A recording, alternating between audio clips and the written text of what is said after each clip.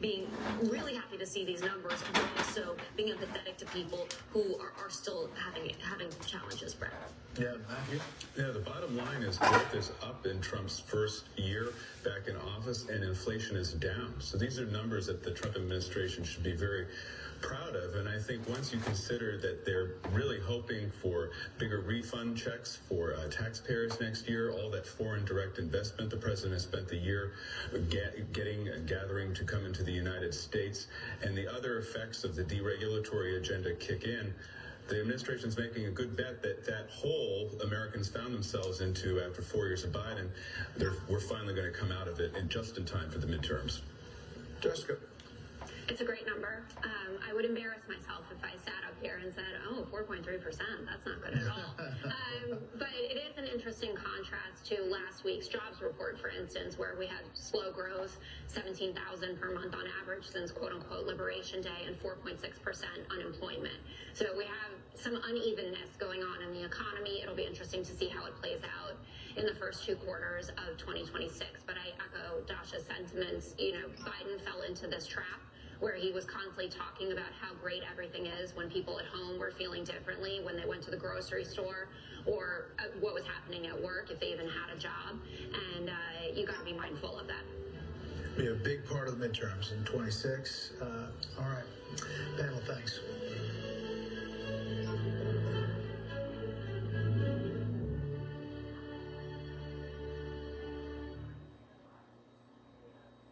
Individuals and businesses with tax problems, listen carefully. Do you feel like you're losing control of your finances? If you owe over $10,000 in back taxes or have unfiled tax returns, we can help you take back control. The IRS is the largest and most aggressive collection agency in the world, and they can seize your bank accounts, garnish your paycheck, close your business, and file criminal charges. Take control of your tax problem now by calling the experts at U.S. Tax Shield and take advantage of the Fresh Start program and new laws that may allow us to negotiate a settlement for the lowest amount possible. Our team of tax attorneys and enrolled agents can stop collections and get you protected so you can take control of your financial future. U.S. Tax Shield offers a price protection guaranteed quote to get you protected today. U.S. Tax Shield is A+ rated with the Better Business Bureau, so call now. 800-785-9132. That's 800-785-9132. U.S. Tax Shield. 800-785-91. People are talking about Don Julio's Mexican restaurant in the Winfield Plaza and Don Julio's Taco Express at number 3 Troy Center. Good morning, everybody. As you can see, I'm the only one in the studio at the moment.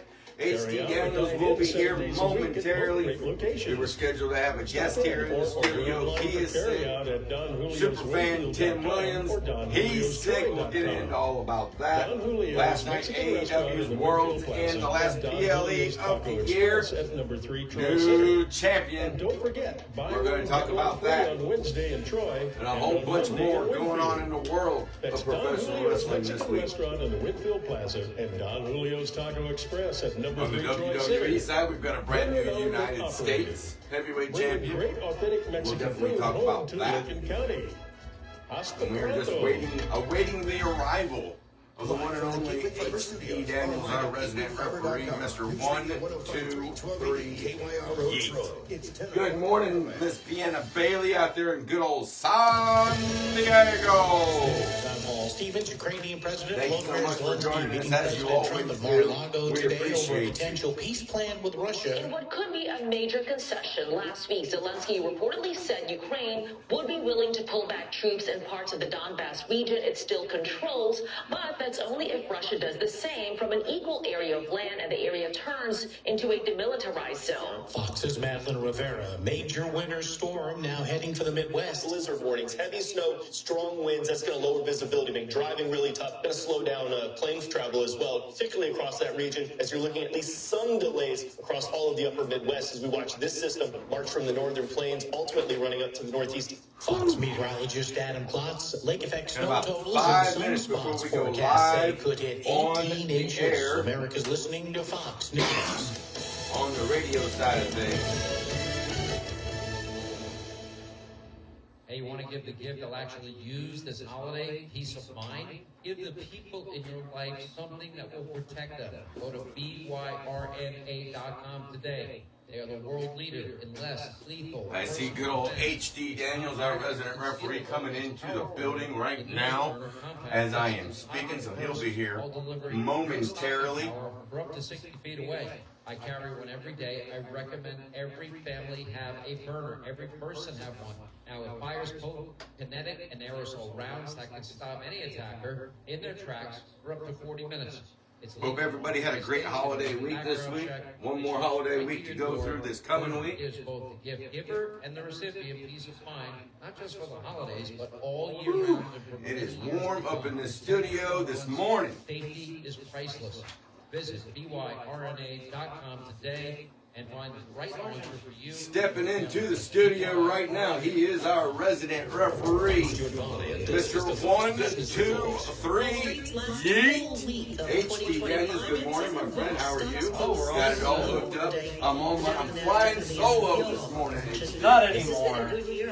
Not anymore is right. Is up about 18%. It's We were by the Trump administration's deregulatory policies both and sick. investor Told him play off the dog but If did they you listen? got a little Despite more the for Christmas, eggnog. you got They a didn't gift, listen. which keeps on Lactose giving. intolerant will do that Precious to metal you. is on pace for its 54th close this year at a record. Silver has also been at record highs. The transportation go on that one department's out with its Well, final let's spread out report when it comes to the There you airlines. go. Top rates. Good call, my friend. Good call. Cancellations. And Delta for the fewest delays. The most cancellations were on American. The most delays, JetBlue. That's your Fox Business Update. I'm Daria Alvin. Invested in you. Whew. Stay on top of the 3 minutes until we go live on the radio. Here's the latest from America's Weather Center. Of course, live right now on the Facebook feed. Temperatures being 30. I gotta tell you, HD, I really enjoyed Worlds End last night. I did. Yeah. I did. I give it about a C plus. Really? B minus. Wow. There's a lot of mold. Okay. Okay. We'll definitely get into that for sure. They're saying Sports Illustrated, of course, and we'll get into all of that too, but Sports Illustrated is saying that Double or Nothing is AEW's best pay-per-view of the year. It was really good. It was really, really good, but was it better than All In? That's the question. I have to look at the cards side by side to remember. Yeah. Yeah. Were you surprised that they named AEW Promotion of the Year over WWE? Oh, yes. You were surprised by that? No, not surprised. WWE has been craps. For the most part, it has been, hasn't it? We'll definitely get into all of that here in just a little bit. Real estate and auctions, North Lincoln Drive in Detroit, 636-462-5555. Online at mylistings.com. I gotta grab me one more water here. Do you want one? No, I'm okay right now. On Saturday night, Lambeau Field was King Henry's playground. Derek Henry is back in the backfield of the cowboy formation. He'll get the territory toss. Gets around the corner. He's in the 20. I got a feeling I'm gonna go through this water today like nobody's business.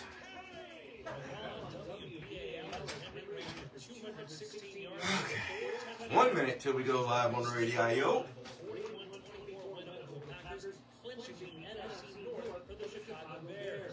Henry set an NFL record with a 200-yard game in his career. Earlier Saturday, the Houston Texans beat the Los Angeles Chargers 20-16, clinching a playoff spot, eliminating the Indianapolis Colts, and clinching the AFC West for the Broncos. The Texans on an 8-game winning streak, the longest active winning streak in the league. News Radio KYRO weather from Meyer Company Real Estate and Auction Weather Center online at meyerlistings.com. Overcast clouds in Detroit. Getting down to 24 overnight tonight. Monday's high will be in the upper 20s. Scattered clouds likely. Temperatures in the upper 30s forecast on Tuesday. Currently in Detroit, 68. 10 seconds away. Perfect homes and commercial real estate for farm ground. Meyer Company Real Estate and Auction online at meyerlistings.com. I'm Erica Walters. And here we go. Mics are going live.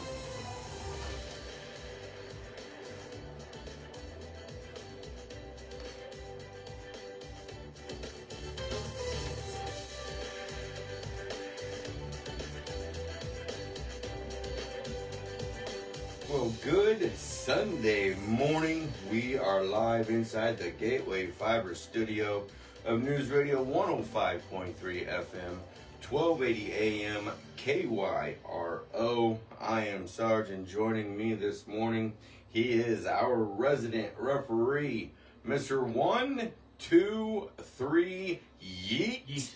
HD Daniels. Yeet. Good morning, my friend. How are you? I'm great. How are you? I am hanging in there this morning. We've got a couple of no-shows this morning. I know. They bailed. Our super fan, Tim Williams, sick, not going to be here this morning. Our special guest that was supposed to show up, Drew Shields, and we'll get him rescheduled. But he is also sick this morning. In fact, the last message that I got from Drew Shields himself, he was throwing up inside of his truck. Oh, no. Yeah, so that's not good. Hey, that Camaro clothesline really... It did something to him. It did something to him. But I also told them both, lay off of the spiked eggnog, especially when you're lactose intolerant. Do they listen to good old Sarge? Which one's lactose intolerant? I think they're both are. Oh. I mean, they're both puking all night long, right? So, okay. 'Tis the season to be sick. It's a two-man show. It is a two-man show this morning. Put ourselves over today. There you go. There you go. Hey, we are also live on our Facebook feed, Uncensored Wrestling Talks Facebook feed, and of course also the radio stations. You can find that one at 1280 AM, 105.3 FM, KYRO. HG Daniels, we are also on X. At UW Talk KYRO. We've also got a Discord channel now Yes, that we has do. just been going like gangbusters over the last couple of weeks or so. You can find that on Discord at Uncensored Wrestling Talk Show. I'm going to post the link on our Facebook chat. I'm going to post that link. If you're listening on the radio, go find our Facebook. There you go. Absolutely. That's the way to do it. But yeah, so next weekend, a little bit of a program note here. Next weekend, we will have another special guest to start the show, or to start off the new year, I should say. And that's going to be the Wild Man, Jeff Wild. Jeff Wild. He's going to be here in studio, causing mayhem, as he does. Love that guy. Cannot wait to sit and pick his brain of how things that went for the year 2025. And I got to say, since if nobody has seen it yet, the male wrestler of the year for NWA's World League Wrestling. How about that? Starting off 2026. Woo. Mm-hmm. Is he deserving? That's the question. Oh, he was voted, so he deserves it. What did he do during the year to deserve it? He got over. Absolutely. Simple as that. Yeah, he sure did. I'm trying to think of a time when one particular person coming through the curtains at World League garnered that much attention as Jeff Wild has since his debut last year. There hasn't been a debut that, since I've been a part of the company, that I can think of, that had the rise that he had. I'll say that. And what's really crazy to me, what's really wild, no pun intended, is that overness, I guess you could call it, has not gone down or dipped really like a at wave. all. It's keeping him up on the wave. He's It's riding like it. just straight incline going up, up. Where does it stop? Nobody knows. But man, what a ride he's on right now. And yes, sir. Again, we will have him in studio next week. Let's start off talking about, before we jump into last night's last PLE of the year, let's go ahead and jump into WWE real quick. All right. Your takeaways from Monday Night Raw, NXT, Friday Night SmackDown for that matter. Monday Night Raw, after I watched it, I was like, well, this was kind of It's really easy, especially for me, to be so negative about WWE. They're just not doing it for me. But was Raw a waste of time? I don't know. It's a wrestling show that I watch and I enjoy, but it was a waste of time. Nothing significant happened on it. Well, with Monday Night Raw, and we had texted that day, that evening, because I was totally confused on what was going on, because they had made no announcement whatsoever. It did not come on live. Apparently, it was pre-taped. Well, you know how Netflix will I feel like Stranger Things was a little bit different recently, but usually Netflix just drops a show. Here's a new show. It's on. All episodes available. Go watch it. They did that with Raw. It wasn't a live show. They're like, here it is. Don't like it. No advertisements, no nothing. Here's Raw. Just watch it. I don't like it. I don't like it one bit. They need to get their act together. We're coming up on a year, on the 1 year anniversary of WWE's Monday Night Raw being on Netflix. Yeah. How would you say that this first year has gone for this partnership between Netflix and WWE? I guess I would say that you can't label it as you have to label it as a success rather than a failure just because of the money they're making. But I feel like it could still be better. Not sure how exactly, but you got a little smirk on your face. We've got some stuff going on over here in the chat. Good old superfan Tim Williams. He is watching. Good. Let him watch. He hasn't said anything, but he is watching. Let him watch. I'm in his chair. Sherry Harley saying, good morning, guys. Good morning to you, Mama Bear. Hope you're doing well this morning. So, there you have it.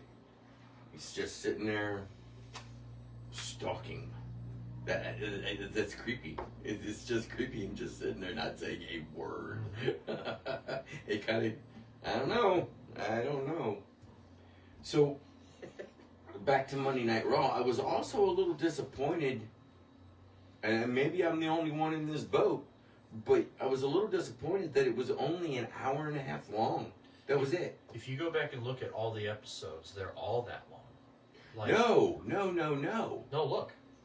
Because when we're watching it live, when there's stuff going on live with that, and it hasn't been taped like this but one time that I can remember, which was this past week, it's usually comes on at 7 o'clock, and it goes off around about 9:30, and that's, of course, Central Time, but that's 2.5 hours. So I'm looking at the Netflix episode list, because we chatted about this on Monday. This past Monday's Raw was an hour and 31 minutes long. Sure. Every other Raw was an hour and 42, 44, 47, 48 minutes. Do you know why that is? Because the commercials. It's because they're cutting out the commercials, and also they're editing things down too. So you're not seeing everything that happened. You're seeing the most important stuff. Oh, there's some from November that were 2 hours long. Right, and I can almost venture to say that with those, they were probably like 2 hours and 40 minutes, 2 hours and 45 minutes. So we got an edited version of Raw. Yes, absolutely. On Monday. After it goes live and it's over with, and then when that replay comes back a few hours later, they've gone in and they've edited it down pretty quickly. So, there is that. NXT. Anything from NXT that you want to share this week? Well, actually, back to Monday Night Raw real quick. Sure. What anything, if anything, happened on that show that you were pleased with or displeased with? Either way. I was indifferent about the whole thing. I mean, CM Punk and Rey Mysterio was a fun tag team main event, I guess, but then we got the inevitable Bronson beatdown that everybody saw coming, I think so. Bronson beatdown Braun beatdown of CM Punk. I guess I was hoping for more of a Austin Theory showcase. I'll say showcase. You know what they did with Austin Theory? We had the Masked Man at War Games. Yeah. We had the Masked Man on Raw once. Yeah. We had the Masked Man reveal. Yeah. And then we get the backstage interviews. Yeah. Why'd they interaction do that? between Why'd they do it backstage? Heyman and him. Why didn't Heyman or Austin cut a promo in front of the crowd to get the heat that they need, brother? Why didn't they do that? That's a good question. That really is a good question. It was so weird. And you know, for us, it was, well, at least I'll speak for myself. It was no surprise to me that Austin Theory was the one revealed as the mask guy. No, that wasn't a surprise, but now that they've revealed the surprise, get the heat that you need. They just have somber talking in the back. Good old superfan Tim Williams in the chat saying, I guess I'm on San Diego time and trying to still wake up. Well, there's that. Yeah, but no, not surprised at all that Austin Theory was revealed. But yeah, I'm kind of in that same boat with you that they should have had it more as a showcase of what he's going to bring to the Vision if he's quote unquote allowed into the Vision. What do you see going from here, from going forward as the new year, or as the last Monday Night Raw tomorrow, and then moving into the new year? What do I see with the Vision? Mm-hmm. And Austin Theory, do you see him being added into it? Yeah, most likely he'll be part of the Vision. I don't think I see Braun Breaker winning the title, so I still see them as a championless faction, I suppose. I don't know what they're doing with Logan Paul. I'll say that. I don't know if he's like part of the group anymore. Yeah, he is. Yeah, but long term, or is he gonna fade back into? That's a good question. Yeah. That's a really good question. He feels bored. Like when I watch Logan Paul on TV, like this guy looks bored now, being part of like not all the spotlight on him. I feel like. You know, I gotta say, almost every time we see Logan Paul, and don't get me wrong, I love his athleticism. I think he's great now in the ring. He's really learned the craft. But it seems like he gets complacent almost immediately after a program starts. I have to think back to his other programs, but he definitely feels complacent and bored with the Vision for sure. Very interesting. Yeah. Very, very interesting. You know, I don't see, now we've got coming up on the very first Monday Night Raw of the year, of course, Braun Breaker. He's going to be taking on CM Punk for the WWE's World Heavyweight Championship. I'm going to be very surprised. I will be very, very surprised if we see Braun Breaker win the championship against CM Punk. What do you think?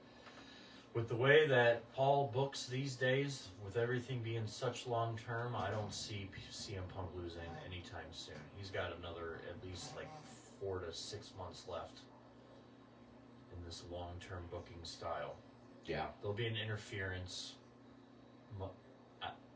I would think there would be an interference. I don't see a straight up victory over Braun Breaker. Do you see? Because if either way it goes, I see a quote unquote rematch coming in out of this. But when do you think that rematch would happen? Because I'm kind of leaning towards probably more than likely WrestleMania 42 in Las Vegas. Oh my God, Punk and Braun Breaker is a headlining match? Yeah. I don't think so. I feel like it'd be Punk and Seth, Punk and Roman, Punk and... Because that just feels like the way that they're going is towards Braun Breaker and CM Punk at WrestleMania. Because we haven't really had any interactions between Roman Reigns and CM Punk over the championship. Well, Roman Reigns doesn't go to work, so...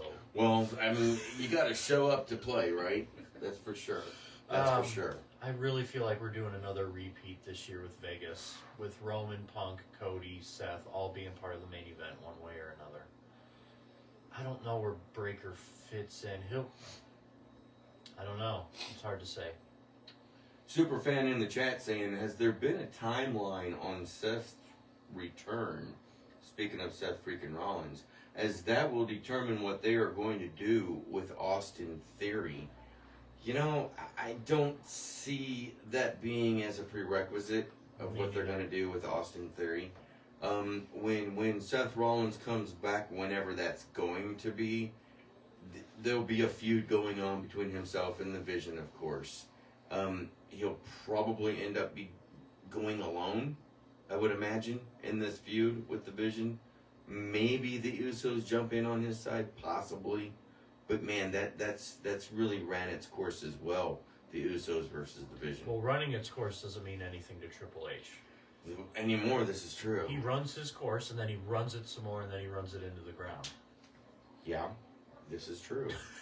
I can't disagree with you. Watch WrestleMania be a repeat triple threat match. Seth, Roman, and Punk for the World Championship. Watch it happen.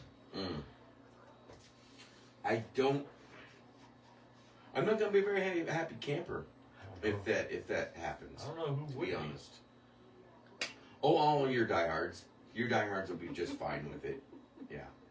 And then, of course, the casual fans that just come in to watch WrestleMania or one of the big four and stuff like that won't really know the backstory to what's going on, so they're going to be okay with it. It's us real wrestling fans. The real ones. The real ones.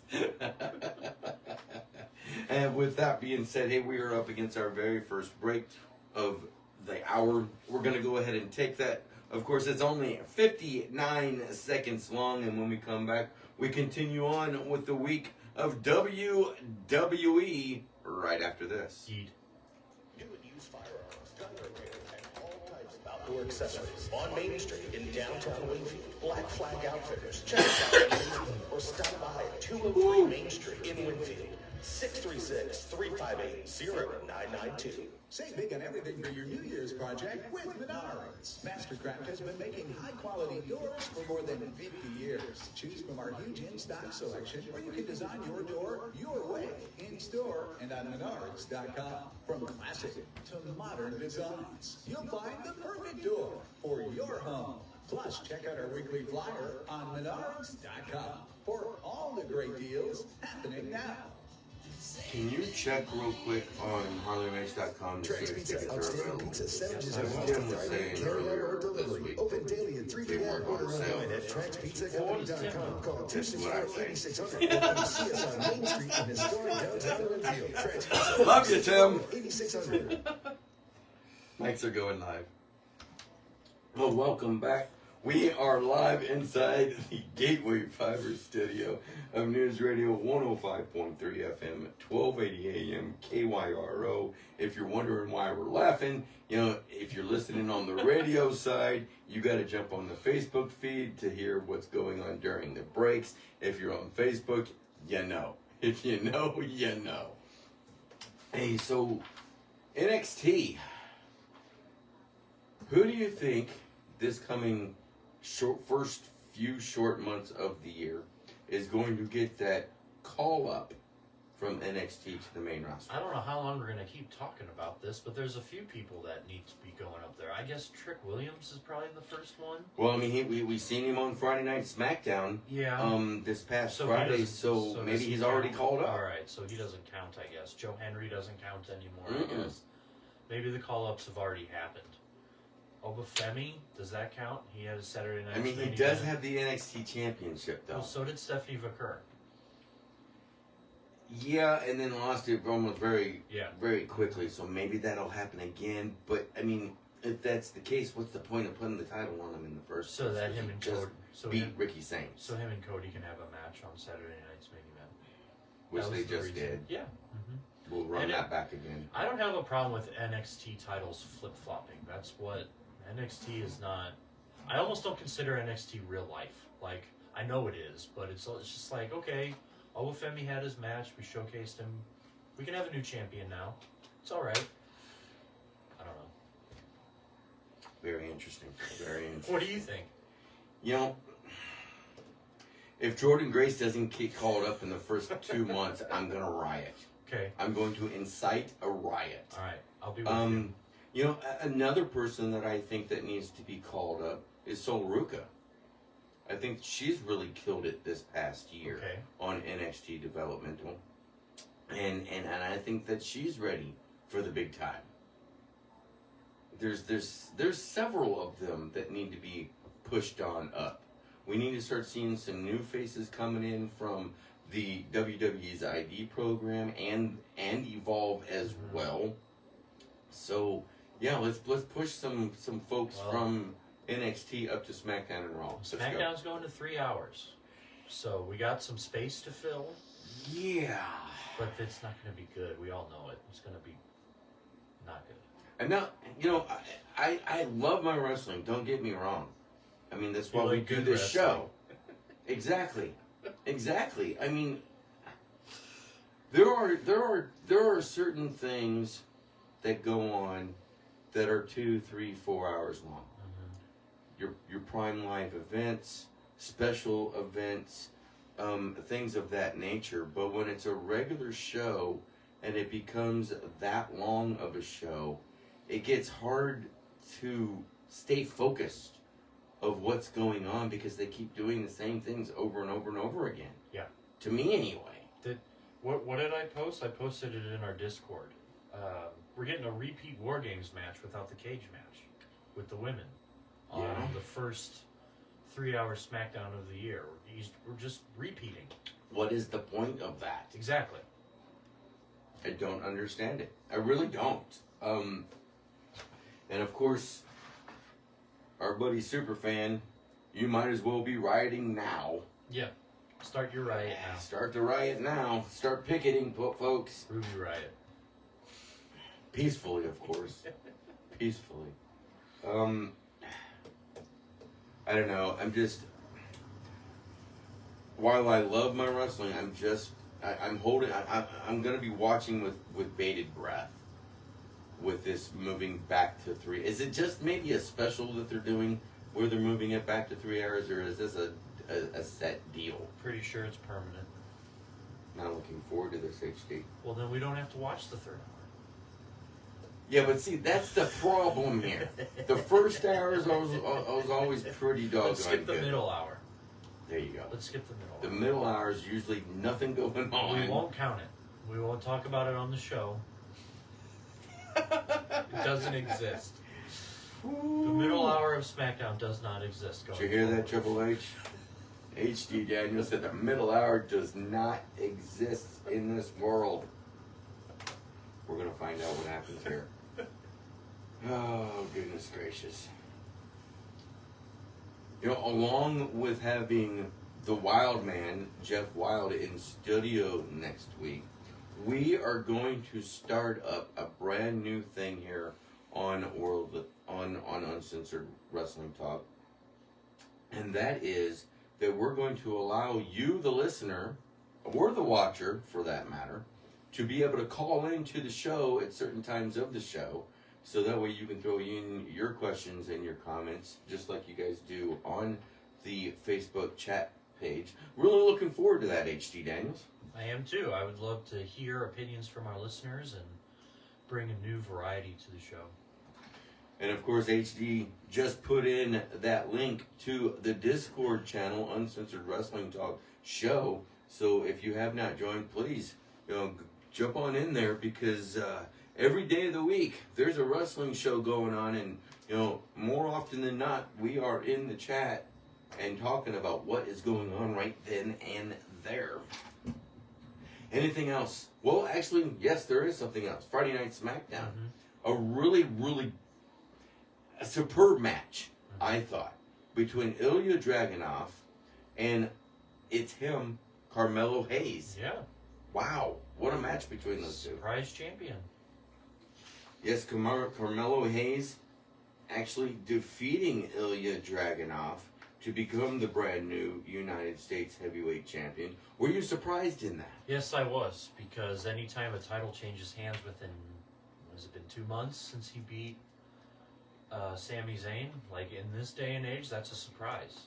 Triple H. And I don't mind the surprise at all. The surprises are good. Yeah. The surprises are good. See, that's what I like the most about it, is the unpredictability of it. I really expected, and it's because of everything that's been going on, I expected one or both or all 3 members of DYI to come down. Of course, I'm speaking of Johnny Gargano, Tommaso Ciampa, or Johnny's wife, Candice LeRae, to come down and get involved in that match. And they didn't come down at all. I was really, really surprised by that. Well, yeah. I'm trying to analyze your statements. I mean, we've seen it so much, but they did lose, right? So, Yeah. is that, I don't know. Sometimes Triple H is on the mark and sometimes he's not. They lost, so they're not involved anymore. We're going to move on, but then he doesn't move on from anything. Because we get in a backstage segment, an interview going on with Carmelo Hayes, and what happens? But Johnny Gargano coming in and attacking Carmelo Hayes, leaving him laying after he throws him into those boxes and whatnot. Such an angry bald man. Man, he's angry. He is angry. Well, he's not bald. Tommaso Ciampa? No. Oh, Johnny Gargano. Sorry, his Johnny friend's an Gargano. angry bald man. So just when we think that things are done and over and moving forward, screech! Hit the brakes because we're continuing. Of course we are. I don't get it. I mean, I like the long burns of a storyline. I get it. I think Triple H has this this soft spot for Ciampa and Gargano from the NXT days. They were involved in the ongoing tag team rivalry that never ended ever. Now it's kind of over, but he's got to throw his little pets into a new storyline that doesn't make any sense anymore. They're like his little pets, is what I feel like. January the 10th, 2026 marks the first event for NWA's World League Wrestling. Go get your tickets right now. HarleyRace.com. Do not wait. Get them now, because if you wait, you will not be able to get in. Can almost guarantee it. Can almost guarantee it, HD. They won't be able to get in if they don't get them now. Because we've had so many sellouts. We've had so many folks being turned away at the front door because they don't listen to good old Sarge. They don't listen. You should listen to good old Sarge. Get your tickets. It's available right now. What is going to happen? Hey, anything can happen. We have a match announced. Has it been announced? Yes, it has. Okay, what is it? The main event. The main event will be... Well, I'll say the World Championship match. Okay. Mike Maverick versus Camaro Jackson. That is true. That is true. You know, that interview, I was interviewing Carmelo Hayes, still on the brain here. Camaro Jackson, and got interrupted by Mike Maverick. That interview is up on World League Wrestling's Facebook page right now. Whew, that's going to be one heck of a barn burner match. Man, I cannot wait. The barn. They will burn that barn to the ground even. Cannot wait for that. Hey, some more news that just dropped from World League Wrestling's offices not too long ago. The NWA World Heavyweight Champion, Thrillbilly Silas Mason, is going to be in action at the Race Wrestling Arena at some point in the first quarter of the year. Well, actually, you know what? Let me back that up just a little bit. We don't know if it's going to be at the Race Wrestling Arena. It could be at one of our road shows as well. Yes, sir. So I'm totally excited to see what Silas Mason does with the 10 pounds of gold, and if he's going to put that on the line. As am I. Yeah. It's going to be very cool. Very cool to see.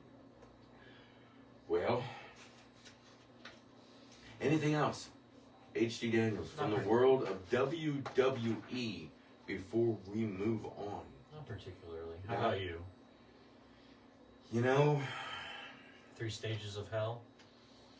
Yeah, Drew McIntyre I'm so announcing excited. the stipulation. Well, we haven't seen a 3 Stages of Hell in a while. But, True. I mean, this is another one that the horse was shot and killed a couple of months ago. So let's take the horse to hell. Apparently. 3 times. Apparently, 3 Stages of Hell. And, of course, the 3 Stages of Hell, 3 different types of matches. You get through the first one, you get through the second one, and if it's a tie game, if both men have a fall in either one of those matches, we go on to a third match, and of course they're all going to happen successively, one right after the other. We have seen it where a regular match turns into a hardcore match, turning into a street fight, or a steel cage match.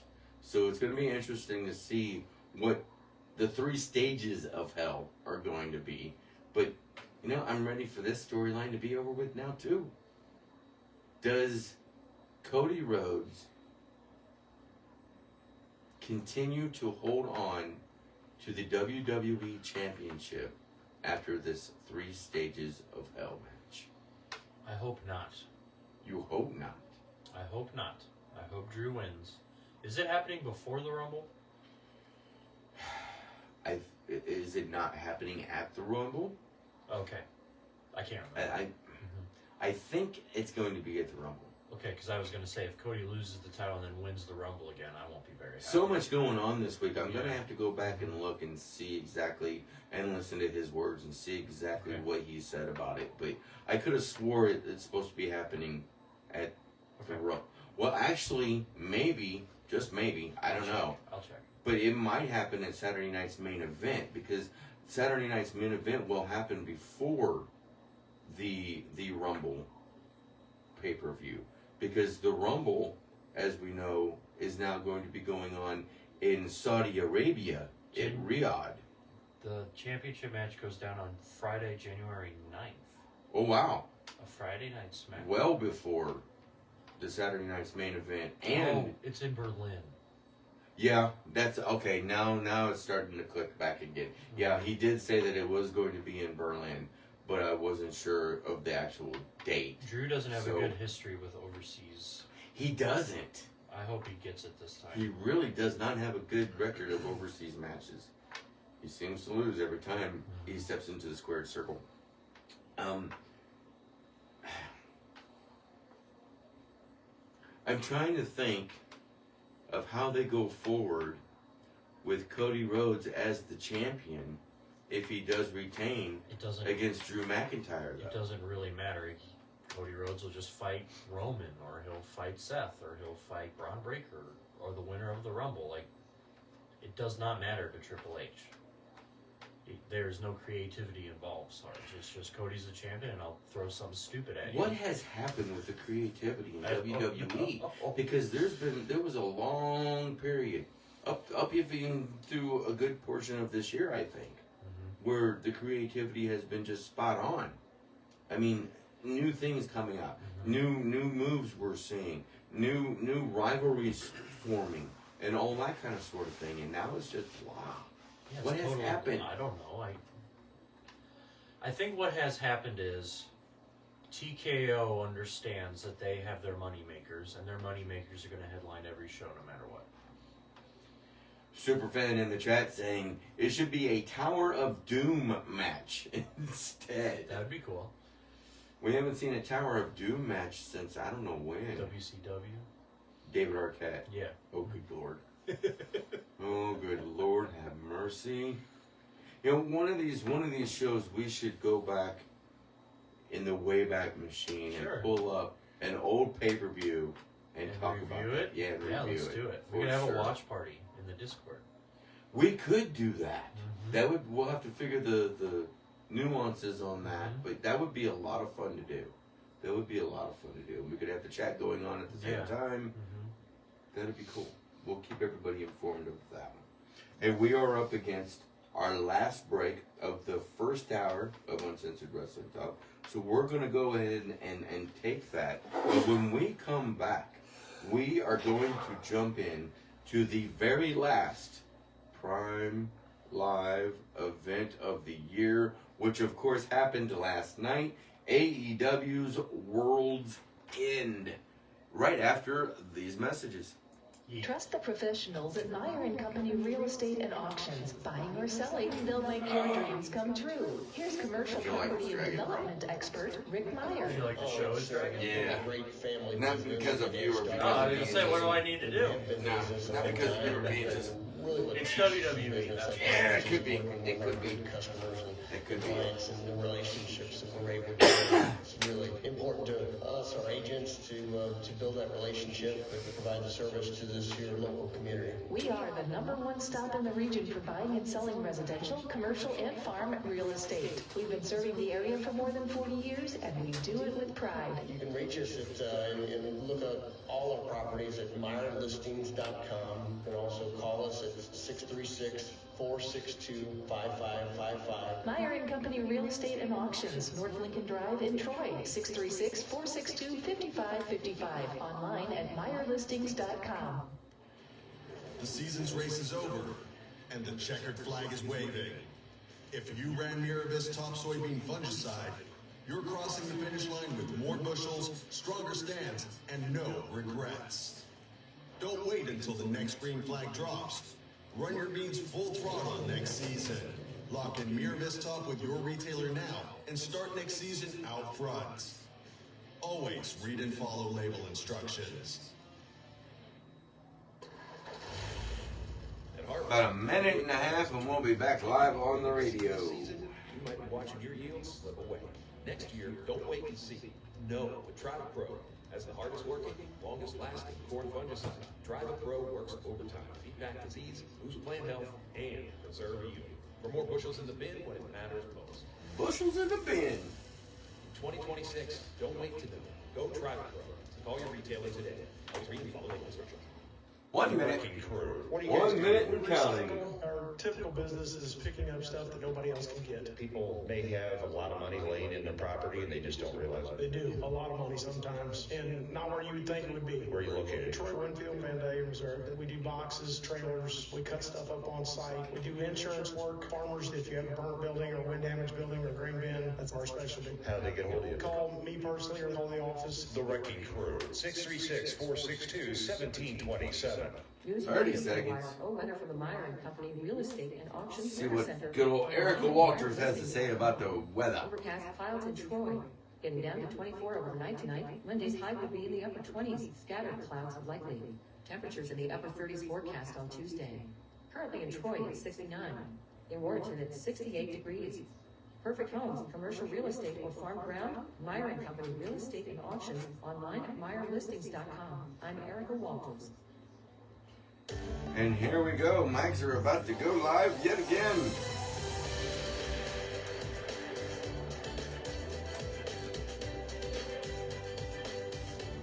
And we are back live inside the Gateway Fiber studio of News Radio 105.3 FM, 1280 AM, KYRO. This is Uncensored Wrestling Talk. Myself, Sarge, along with this morning, our resident referee, Mr. 123 Yeet. H.D. Daniels, of course, missing in action right now. The Nematodnele. Superfan Tim Williams. Yeet for him, yeet. Yeet. We're eating in Tim's chairs. Yeet. I like it. Yeet. And of course, we had scheduled a guest this morning, Drew Shields.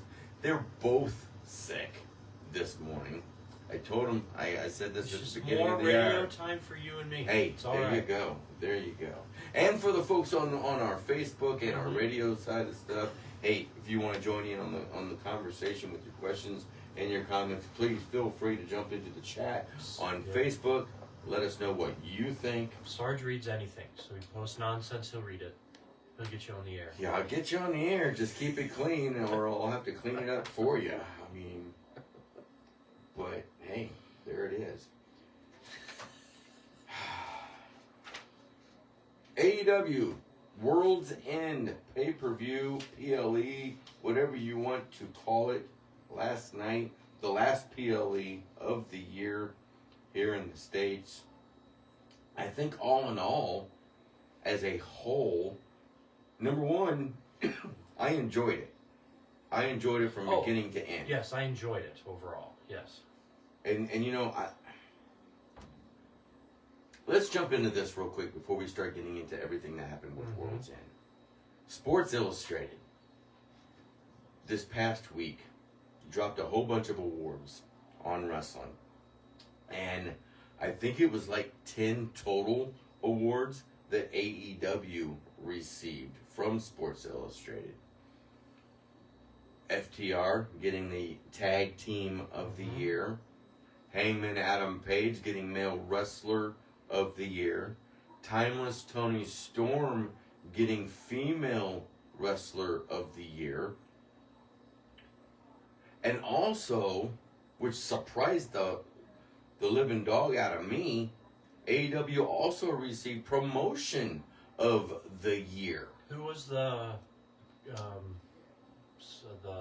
creator of this article or whatever? Sports Illustrated. Sports Illustrated. Sports Illustrated. Okay, well, Sports Illustrated says it. It's pretty big. I mean, Sports Illustrated has been around for a very, very long time. You know, a great magazine. I am just surprised that AEW took so many awards away from WWE. You know, WWE has been doing all they can this year to really stick it, honestly, to stick it to AEW.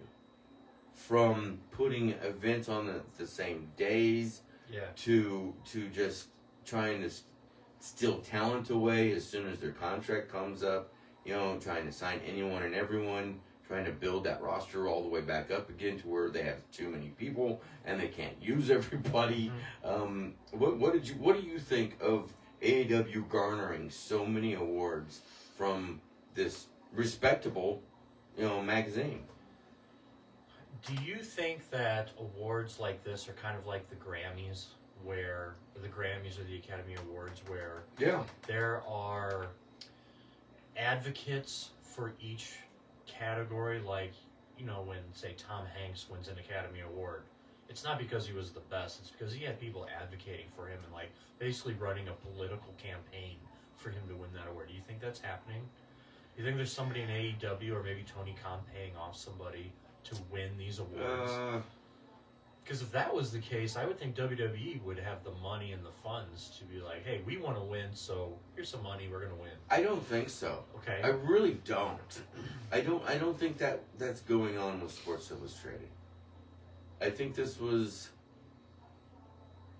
throwing stuff out there that they have been watching and seeing. And really, if you've been paying any kind of attention to anything that's been going on, AEW really has been putting on better shows, both Dynamite and Collision for that matter. Yes. And plus to go along with their quote unquote pay-per-views or PLEs, whichever term that you want to use. Now that's not to say that WWE hasn't been putting on some great stuff, because they have, but in the whole scheme of things though, AEW's been nailing it over these last, I'd say, at least 5 or 6 months. Minimum 5 or 6 months. Mm-hmm. Yeah, I would say most of the year they've been my favorite promotion. I don't know who's working over at Sports Illustrated, but they're a wrestling fan because they're choosing the wrestling promotion over the entertainment promotion. I think you'd be surprised at how many sports fans are actually also wrestling fans on top of it. I mean, if you look around at the different sports, you'll see different athletes doing the John Cena sucks, you can't see me all the time, or using different catchphrases of different wrestlers and, you know, and all that. So, well, we got the cookie guy. We got the boom guy. Oh, Lord. He just had to bring up AJ Boom. Why? Why, HD? To show you that AEW has integrated itself into the pop culture lexicon. Oh, God. My brain is going to explode at any second here. Go back over to Costco, AJ. Take little Justice with you and little Mr. Riff. What the heck is that thing with the chin thing? I don't understand. What is that? What does that mean? I think it's his charisma. Like, you know, like I'm stroking my beard. It's like, hey. He's 8 years old. He's 8 years old. He has no beard. Stop shaving your kids, AJ Boom. Stop shaving your kids. Stop shaving your kids. Hashtag by Sarge. That's right. I mean, if he's going like this because there's a beard coming in, no. Stop it. Stop it. And of course, we're going to see more of that guy in AEW this coming year as well. And I bet you're all kinds of excited about that. Now go back and eat the double chunk chocolate cookies and let us know how they taste. Although I will say, those double chunk chocolate cookies from Costco are pretty good. You just put them over, Sarge. Just put them over. Just Costco, not AJ Boom. Not AJ Boom. And we've got about 9 minutes before the top of the hour. So let's go ahead and jump in to this World's End. Kazuchika Okada going up against Konosuke Takeshita in a semi-final Continental Classic matchup. And if Okada lost, he would have to vacate both the AEW Continental Championship and the AEW Unified Championship, which would guarantee a new Continental Champion in the final. And this is coming off of Wikipedia. Well, does it make sense that if he lost the Continental Champion, that he would still be the Unified Champion? It makes sense if he lost, if he would lose the Continental Championship, but not lose the International Championship, because apparently we split the championships up again, right? So the championships would have been split if Okada would have lost. But if he would have won, he would have stayed Unified Champion. Well, Okada did not lose in this match. But I was very surprised by this. Me too. He pulled out a doggone screwdriver from inside of one of the turnbuckles that he had placed there. Yeah. That actually was supposed to be used for somebody else. Apparently, we'll get into that here in just a few minutes. But you know, taking out that screwdriver and just cold cocking Takeshita right upside the head with it. Very surprising move. And Don Callis seeing everything going on, not saying a word about it. I was surprised. Well, in the kayfabe reasoning, he's trying to protect his guy from making, like if you're the manager of both of these guys in the same match, you're not going to bury the guy that just won. But isn't Takeshita his guy too? Correct. He's the NJPW World Heavyweight Champion. So Sarge, you're the manager of two guys in a match. One guy cheats to win. What are you going to say? You're going to keep your mouth shut. No, No? I'm not. Okay. I'm going to be very upset about it because of the fact that the person being the one that's getting hit with the screwdriver is a world champion. Yes. That's a meal ticket right there.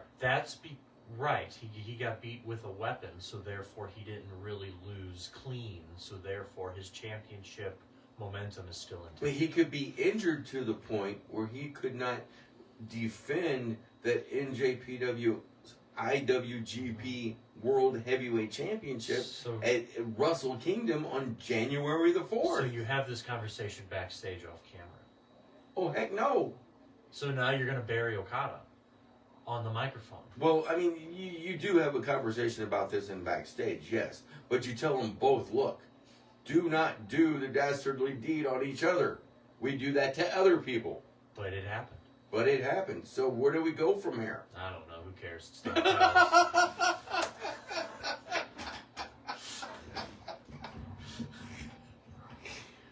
Whew, Don Callis. Man, oh man. And of course, Don Callis was out there on commentary during this matchup. And during the commentary, it kind of seemed like he was split 50-50. Right. But Takeshita is a babyface, so I think Takeshita's on his way out of the group. Well, you're saying that. Superfans posed a really good question here. Who will turn face, Okada or Takeshita? Takeshita. And of course it's not going to be Okada. He just used a screwdriver. I mean, but do you see Takeshita leaving the Don Callis family then? Yeah, I do. Mm-hmm. Interesting. Thank goodness. Everyone should leave. There is just so many members to the Don Callis family. I can't even think of all of them at the moment. At least 10, I'm guessing. Maybe, I'm sure I'm wrong. I'm sure it's more. Yeah. I'm sure it's more. It's kind of like the NWO of old, when you start watering it down by adding too many members to it. The only thing I see when I see the Don Callis family is a guy politicking backstage to keep himself relevant, because those people don't need him. I don't think anybody in that group needs Don Callis. True. Because most of them are jobbers who go out and lose every single week, and most of them aren't even seen every single week. True. He just uses them for camera time. That's That's all. true. That's all I see. That's very true. How surprised were you that they opened up Worlds End with this particular match? So not that match, but I am. I don't know if surprised, disappointed, / question. I don't know. I don't know if they should have had the second match be a Continental Classic match. I know why they did it, but I feel like the second match took the air out of the room for the rest of the show. I feel like there was a lull for every single match until the finals of the Continental Classic. Oh, wow. Oh, wow. That's interesting that you say Because that. they were good matches, the first two. They were like really good main event quality matches. And then every other match was, I felt like the crowd, like all of the energy was taken out. Well, that Okada Takeshita match, it could be a main event on any show that of AEW or around the world for that matter. Yeah. It doesn't matter which promotion. That is a bona fide main event. And I'll be honest, I was a little surprised that they opened up the show with both of the semifinal matches. I would rather have had, I don't know, maybe I was gonna say Darby Allin against Gabe Kidd, but that was a blood fest. You gotta give and these, you don't want to start that off. Well, it's AEW, so it doesn't really matter what they start off with. That's true. You can bleed buckets every single match, and nothing will happen to them. This is true. You got to give these guys time to rest before their final match. Yeah. In the tournament. Speaking of the second match, Jon Moxley going up against Kyle Fletcher, who for the second year won one of the league, I guess you go, league titles on this. Last year he won the Blue League. This year he won the Gold League. Those two going up against each other in the other semifinal. Man, that was a tough, hard-hitting match. To me, it was kind of a dangerous match, and I've been noticing a theme with Kyle Fletcher. That guy does dangerous things to people and receives dangerous moves from other people. Does it remind you a little bit of the risks that Darby Allin takes? It kind of does, but it's not as... Like, Kyle Fletcher's not jumping off buildings. True. But That's true. He's doing brain busters on turnbuckles. And he's doing full Nelson suplexes, receiving them. I mean, I saw a slow motion replay of that. I don't know, it was like a half Nelson suplex off the turnbuckle. Landed right on his head. He did. And of course, Jon Moxley getting the win in that against Kyle Fletcher on a technical submission because he couldn't answer the referee back. But boy, he was upset over that match. Yes, he was. At the end of that.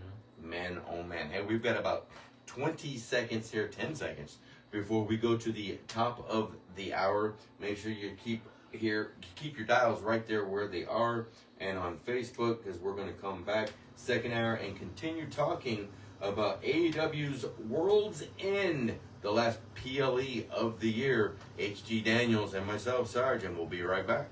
Watch News, I'm Jack Callahan. President Trump meet with Ukraine's President Zelensky at Mar-a-Lago this afternoon, hoping to resolve sticking points in the administration's peace plan for Ukraine. We'll be right back. Zelensky says they've made many compromises in this Step away 20-point just for plan a to moment. try and get this war to an end. But there are still sticking points like territorial issues, control of a Russian-occupied power plant, and security guarantees. Fox's Madeline Rivera. Tomorrow, President Trump meets with Israel's Prime Minister Netanyahu to discuss phase 2 of the ceasefire agreement in Gaza. A big winter storm is bearing down on the upper Midwest and upper Great Lakes regions. Blizzard warnings in much of Minnesota, parts of North Dakota, Iowa, and Michigan's Upper Peninsula, where more than 1.5 feet of snow could fall tonight through tomorrow night. And French actress Brigitte Bardot has died at 91. America is listening to Fox News.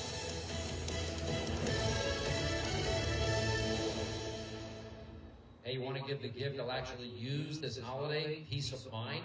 Give the people in your life something that will protect them. Go to BYRNA.com today. They are the world leader in less lethal personal defense. It's compact, it's concealable, it's powerful. The newest burner, compact, fits in a pocket, a purse, while delivering real stopping power for up to 60 feet away. I carry one every day. I recommend every family have a burner. Every person have one. Now, it fires potent, kinetic, and aerosol rounds that can stop any attacker in their tracks for up to 40 minutes. It's legal in all 50 states. You don't need a background check. It ships right to your door. Burner gives both the gift giver and the recipient peace of mind, not just for the holidays, but all year round and for many years to come. Protect your loved ones. Safety is priceless. Visit BYRNA.com today and find the right launcher for you and your family. That's BYRNA.com. I'm Stuart Varley, and this is the Fox Business Report. Wall Street's last full week of 2025, it's in the books. Stocks closed slightly lower for the day. The Dow, the Nasdaq, and the S&P all off a fraction. This has been a good year for the S&P. The broadest of the indices is up about 18%. It's been helped by the Trump administration's deregulatory policies and investor optimism about AI. If you got a little bling for Christmas, you got the gift, which keeps on giving. The precious metal is on pace for its 54th close this year at a record. Silver has also been at record highs. The Transportation Department's out with its final report card when it comes to the airlines. Top grades go to Spirit for the fewest cancellations and Delta for the fewest delays. The most cancellations were on American, the most delays, JetBlue. That's your Fox Business Update. I'm Daria Albinger. Invested in you. Stay on top of the latest forecast with America's Weather Team in the palm of your hands. Here's the latest from America's Weather Center. It's Fox weather updates throughout your busy day, every day. That heat's going to be out there for one more day. Temperatures being 30 degrees above average. Put the power of over 100 meteorologists and the worldwide resources of Fox in your hands with the Fox Weather Podcast. Precise, personal, powerful. Subscribe and listen now at foxnewspodcasts.com. Out and about once again in Troy, Missouri. South Lincoln Drive means country state of mind designs. I'm talking with Lisa today. There's a saying that goes, if your business doesn't have a sign, there's no sign of your business. That's correct. So country state of mind designs does so much more than just signs. But that's the main thrust of things, right? You're trying to help the visibility of local businesses to, ensure their viability. We thrive on helping you guys be noticeable and recognizable. We can do anything from light signs, flat signs, vehicle graphics, shirts. You guys have a lot more to offer than just signs. We do embroidery here. We also have the newest and latest t-shirt with the direct-to-film printer. We actually print in-house. You guys have a great website at countrystateofminddesigns.com. And if somebody wants to talk about an upcoming project, Lisa, how do they get a hold of you? 636-775-1117, or they can email us And we're back. designs.troy@gmail.com. Out and about in Troy, Missouri at Country State of Minds at 139 South Lincoln Drive. Had to take a little hiatus there. Today. Got a minute and a half before we come back live on the radio. Carolina Panthers receiver Tyrone McMillan is officially active for their game today against the Seahawks after he was added to the Little injury hiatus. report this morning due to illness. I'll grab me another water here. NFC South with a win and a Tampa Bay loss or tie at Miami. New England Patriots running back Travion Henderson is active for their game against the Jets after clearing concussion protocol. The Patriots can clinch the AFC East today with a win and a Buffalo loss to the Philadelphia Eagles. On Saturday night, Baltimore's Derrick Henry ran for 216 with 4 touchdowns as the Ravens stayed alive with a 41-20 45 seconds. Green Bay, clinching the NFC North Championship for the Bears. Earlier Saturday, Texans over the Chargers 20-16, clinching a playoff spot, eliminating the Colts from playoff contention, and clinching the AFC West for the Broncos. News Radio KY. Super fan, Real super Estate fan. and Auction Twitter Center online at MeyerListings.com. Overcast clouds in Troy. Getting down to 24 overnight tonight. Monday's high will be in the upper 20s. Scattered clouds likely. Temperatures in the upper 30s forecast on Tuesday. Currently in Troy, it's 69. In Warrenton, it's 68 degrees. Perfect homes, commercial real estate, or farm ground? Meyer & Company Real Estate and Auctions. Online at MeyerRealestate.com. And here we go. Mics are about to go live.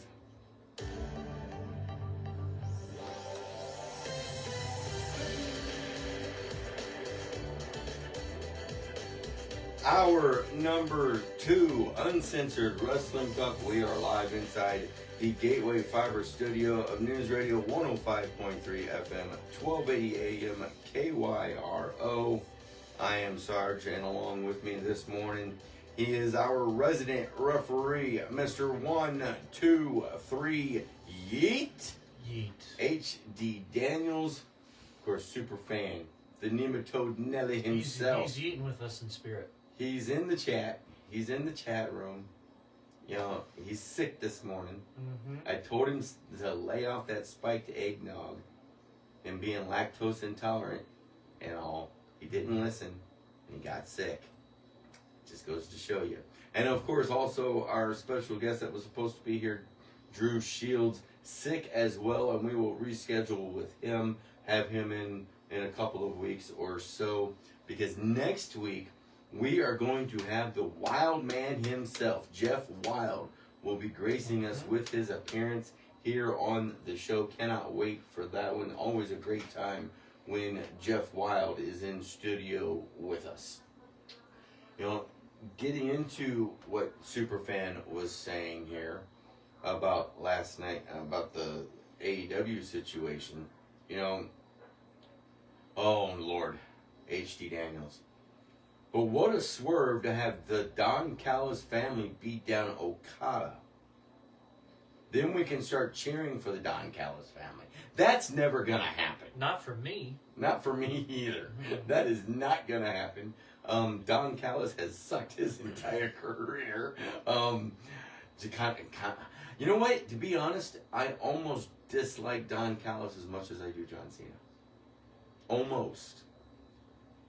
John Cena's here, and then just below is Don Callis. Yeah. And then if you add Dominic into that list, then you and I are in agreement on almost everything. 2 out of 3 ain't bad. 2 out of 3 ain't bad. 66%. 66 and a third. And a third. Numbers don't lie. You know,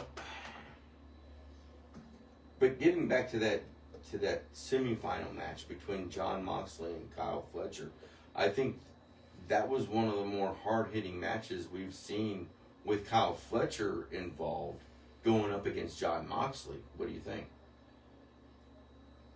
I've been thinking about a lot about just hard-hitting in wrestling in general. It's just, everything feels so violent. It does. Does it to you? Yeah. Like, even in the WWE, like Ilya Dragunov, yeah, Gunther. Yeah. And I think back to, like, you know, let's just say the 80s. Like, people weren't hitting the crap out of each other back then. Like, is there something going on where these guys think that they have to wrestle this way? Whew. It's tough to watch sometimes. It really is. Is this how they dance around the pre-scripted choreography by just beating the crap out of people? I know it's like apparently it's the strong style, but it's becoming. Well, you know what? That's funny that you say that. You know, strong style is more associated with Japanese wrestling than it is anything else. But at the same time, the strong style in New Japan is not this strong style that we're seeing in AEW, though. It's a little different. How different? Explain. Because in AEW, they're using weapons almost every other match, and blood is gushing almost all over the place, so almost every other match. There's the hardcore aspect, which we can. I feel like that's a different subject. I'm more or less talking about like the real slaps. Say a Gunther match. Okay. He's slapping the crap out of you. And take like a Jon Moxley match. He's taking his forearms and just bashing the crap out of your face. Well, it's kind of like with the pre-show. I don't know if you got to see the pre-show last night, but Eddie Kingston going up against one of the grizzled young veterans. I believe his name is Zach Gibson. Sure. that was a hard-hitting match. Is it too hard, though? Like, when we're watching it as educated wrestling fans, are we sitting back and going, they're doing too much and they're hurting each other? Actually, I am. I am. And I was thinking maybe I'm just being too overcritical on it. But, golly. Yeah. A lot of injuries happening because of all of this hard-hitting style. Yeah, it's almost too much. Across the board. Like, Ilya Dragunov, I brought his name up, I'll bring it up again. He hits you. The guy hits you. I just don't know. Is he putting on good matches? Yes. Am I entertained? Yes. But they're going out there and they're having real scripted fights, I'll say that. Yeah. It's too much. Yeah. The AEW World Tag Team Championship last night on the line as the champions FTR, Dax Harwood, and Cash Wheeler, of course, along with Stokely Hathaway, going up against the Bang Bang Gang, Juice Robinson, and Austin Gunn. Your thoughts on that one? I was entertained, but I think at this point the crowd was exhausted and not into it. Exhausted and only 2 matches in. Emotionally, literally, they were emotionally exhausted. And of course, this was a Chicago street fight, so this thing started off almost immediately during the introductions, even, and it was just all over the place. I mean, all over the arena itself. Wow. I'm not sure how I would have booked the show if I was in charge, but I don't know if this is the order I would have done it. It just, the crowd literally just felt like, oh my gosh, we can't get into this after the first 2 matches you gave us. Maybe a more, they needed like a fun, I feel like they needed the conglomeration match after those first 2 matches. Something to like lighten the mood. Yeah. And have fun with, instead of the 2 serious wrestling matches. Whew. It was crazy. Yeah. I mean, FTR, Dax Harwood, Cash Wheeler, they retained the championships over the Bang Bang Gang. I was a little surprised. No, I take that back. I was a lot surprised that we didn't see, even after the match was over with, Adam Copeland or Christian Cage making an appearance at that. Because the way that FTR, Dax Harwood, and Cash Wheeler was going up the ramp, they were walking backwards up the ramp. Oh, you're expecting that. And of course, Stokely is quote unquote unconscious underneath that table that didn't break when he was put on it. Because it was, I believe it was either Austin or it was Juice. And I think it was Juice Robinson that had tossed him over the top ropes to land on top of that table, and of course he landed just right to where the table just fell over and then fell over on top of him. Sometimes things happen like that, but that looked like it hurt. It did. It really did look like it hurt. Because he was not moving either, one bit. But the way that they were moving up the ramp, going backwards almost the entire time, I really expected for Cope and for Christian to come out and attack them from behind, but it didn't happen. I think it's inevitable, but I don't know when. See, and this is where, and I, it's not just AEW that does this. WWE does this too sometimes, where they let the story drag too long before they do anything, and then do something as if that whole 2-month time period between things happening never existed. So you don't want a team like FTR to be a transitional champion. You want them to have an established reign so that when they lose it means something. Right. So that's probably what they're doing. They're just waiting for the right time. But man, it just seems like it's just... And I'm not necessarily saying that you've got to put the titles on Christian and Cope. But, I mean, the longer you wait, don't you think that the longer that they wait for this, the less impact that it's going to have? Not necessarily, because it's Edge and Christian. That is true. That is true. And speaking of championship reigns that don't matter, we'll talk about that in the main event. Well, we will talk about that, that's for sure. tag team match for the AEW Women's World Tag Team Championships.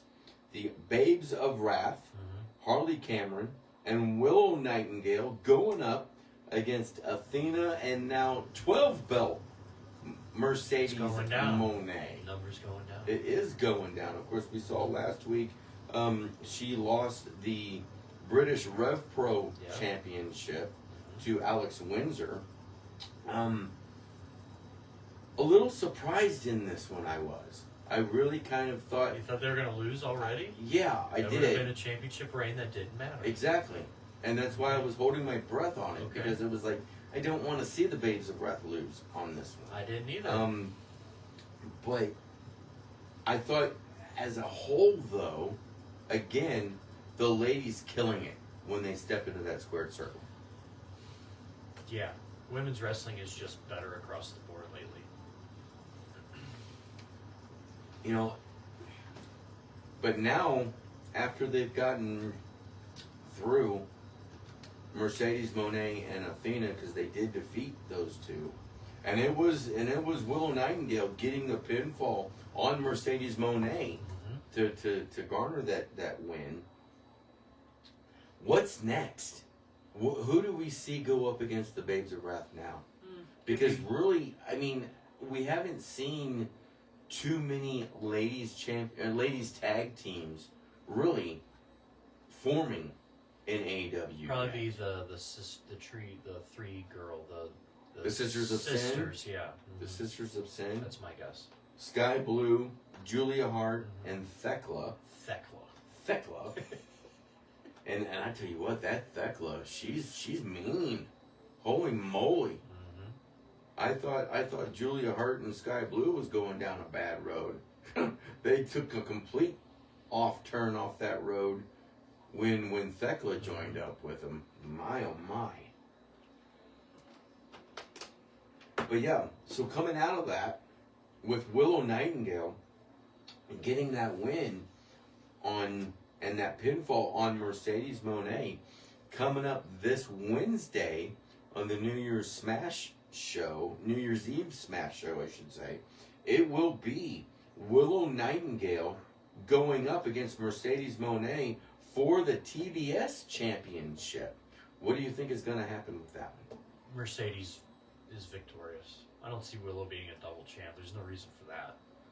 See, I think along these lines here. She holds altogether 12 championships here right now around the world. She's going to have to lose all those other championships first. Yep. Before she loses the TBS championship. And then she beats Statlander. Ooh. After losing the TBS championship. After losing all of them. That'd be interesting. That would be interesting. Now that we have come to the end of the year, what's your true thoughts on the year that Mercedes Moné has had? I think the amount of belts is comical, but she's had a solid year with solid wrestling matches. It's kind of turned into a joke. But just all these titles that don't really mean anything. But I guess it got her some heat. But I don't know if it's the right kind of heat. And and they're getting a little bit.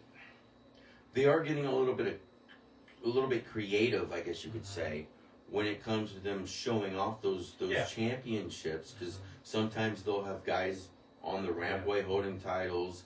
Other times, she'll have them all draped all over herself. This time they had a little dollar sign next to the ramp where all the championship belts were displayed on that dollar sign for Mercedes Moné, with being the CEO. I think that and I've said this before on this show, that when Mercedes Moné first came back when she first came into AEW, man oh man, it was rough to watch. It really was for me.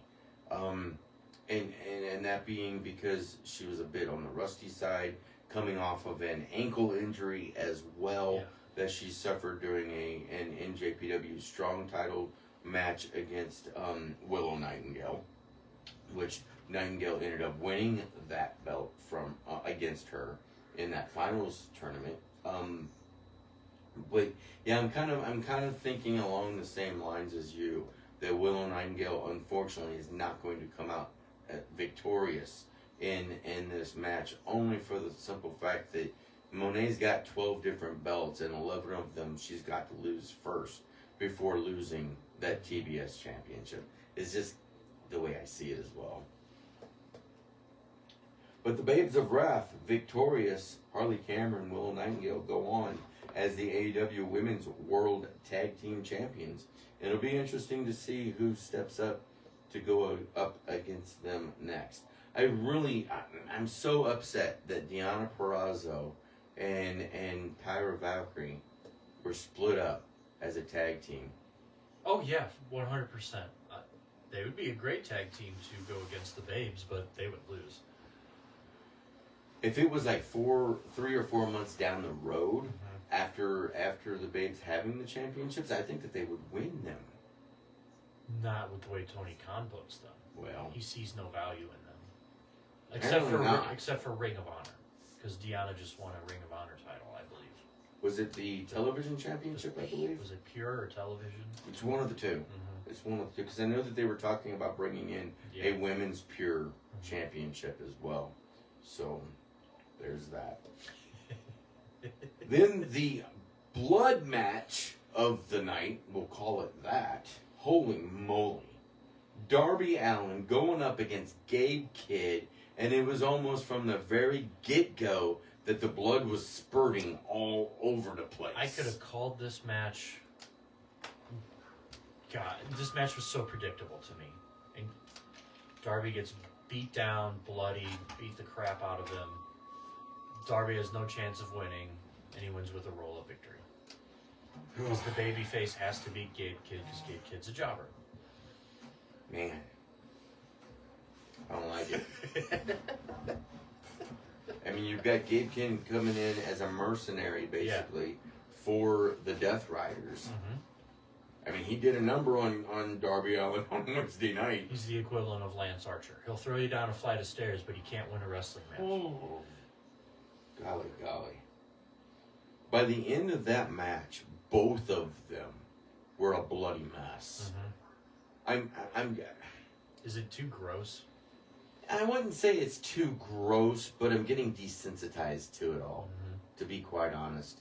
And it gets to be where it happens so often, over and over and over again, that it loses its luster. So, and it where yes, I am desensitized too, but the counter argument is, if you have a match like this with weapons and brutality, in real life, somebody would bleed.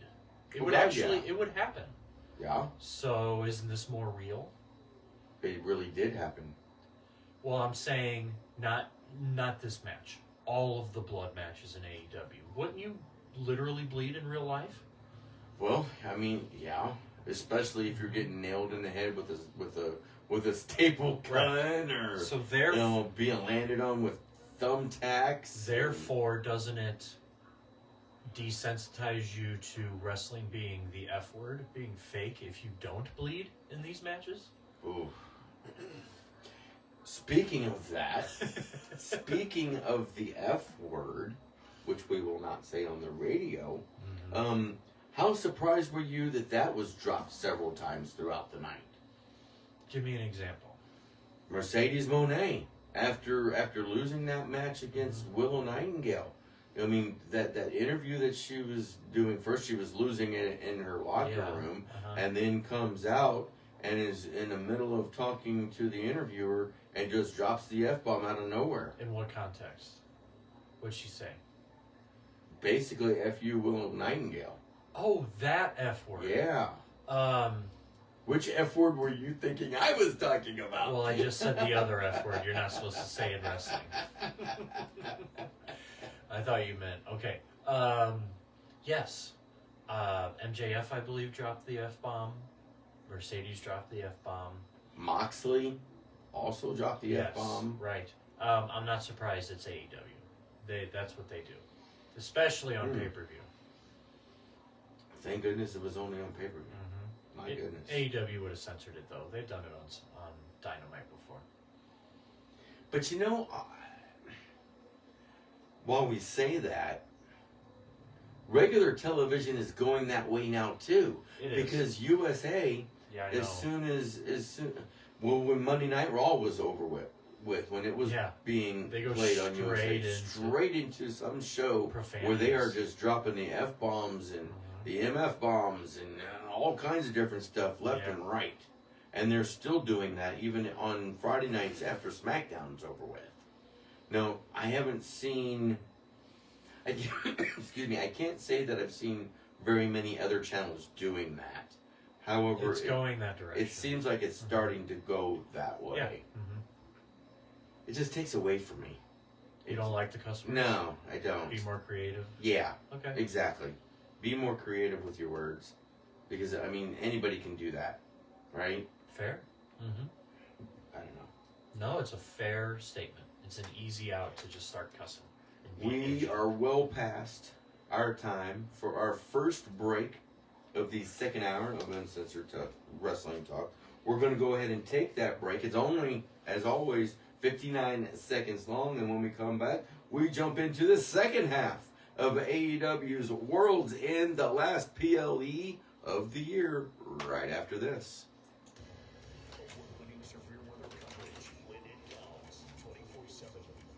Radio 105.3, 1280 AM. Can I? By the Quiver River Electric Cooperative.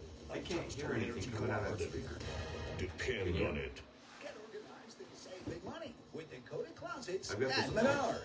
Decoded Closets There can we be go. installed in That's any room. why. From home offices and laundry rooms to walk-in or reach-in I closets. didn't Use adjust the that Create one first. Closet Planner. Available in-store or online. Hopefully everybody's Design been able to hear us Decoded okay on the that Facebook. maximizes your space and matches your style. Plus, check out our weekly flyer on Menards.com for more great deals happening this week. Save big money at Menards. Hi, BJ Walters here. Join us for the News Radio 10 KYRO seconds Sports and we're Flash back from live the on Old the Monroe radio. Lumber Company at CM79 in Old Monroe and online at onlumber.com. And your home for the Chiefs, Blues, Mizzou, NASCAR, News Radio KYRO. Turn that down just a little bit. There we go. Okay. All right, A better. little technical difficulties there. Uncensored Wrestling Talk. We are live inside the Gateway Fiber studio of News Radio 105.3 FM, 1280 AM KYRO. I am Sarge, and joined with me this morning, our resident referee, Mr. 123 Yeet HD Daniels. It's really nice to go yeet in the studio and not give negative feedback. You know what I'm saying? Yeet. I like it. I like it. I like it too. I don't know. This was a fun match for me to watch. Which one? The Timeless Tony Storm, Roderick Strong, and the conglomeration Mark Briscoe and Orange Cassidy taking on the Death Riders, Claudio Castagnoli, Daniel Garcia, Wheeler Yuta, and Marina Shafir in a Mixed Nuts Mayhem match. Mixed nuts. Mixed Nuts Mayhem. Do you think matches like this are too goofy to be taken seriously? You know, sometimes. My question for you, though, was that the right time to have that match directly after Darby Allin and Gabe Kidd? Probably yes, because you have the brutality. You go from brutality to let's have fun. Yeah. See, I'm thinking that should have been earlier in the evening. I think it should have been match number 3. Yeah, I agree. And then the with Babes 100%. of Wrath, following that. The Darby Allin Yeah. match. Oh, following the Darby Allin match. Okay. Yes, because you got to go on the roller coaster with the fans. So you have fun, then you have brutality, then you have fun again, then you have a serious match. What did you think of the Timeless Tony Storm and the Orange Cassidy spots that they were doing, dancing around the ring together? I mean, how do you say it? Those two can pull it off without being too goofy. Yeah. Now, alone, they're goofy as all get out. Mm-hmm. But that's the appeal, I think, to both Orange Cassidy and Timeless Tony Storm, is that goofiness. Yes. You know, and one of the awards that Sports Illustrated had given out was Best on the Mic Award, and that was given to Timeless Tony Storm. And you know what? I've got to agree with that. You just talked about using cuss words. Cuss words as being uncreative. She's a perfect example of that. That's true. I guess I am kind of being hypocritical. No, I'm saying you're spot on, is what I'm saying. Well, but with she has edgy content.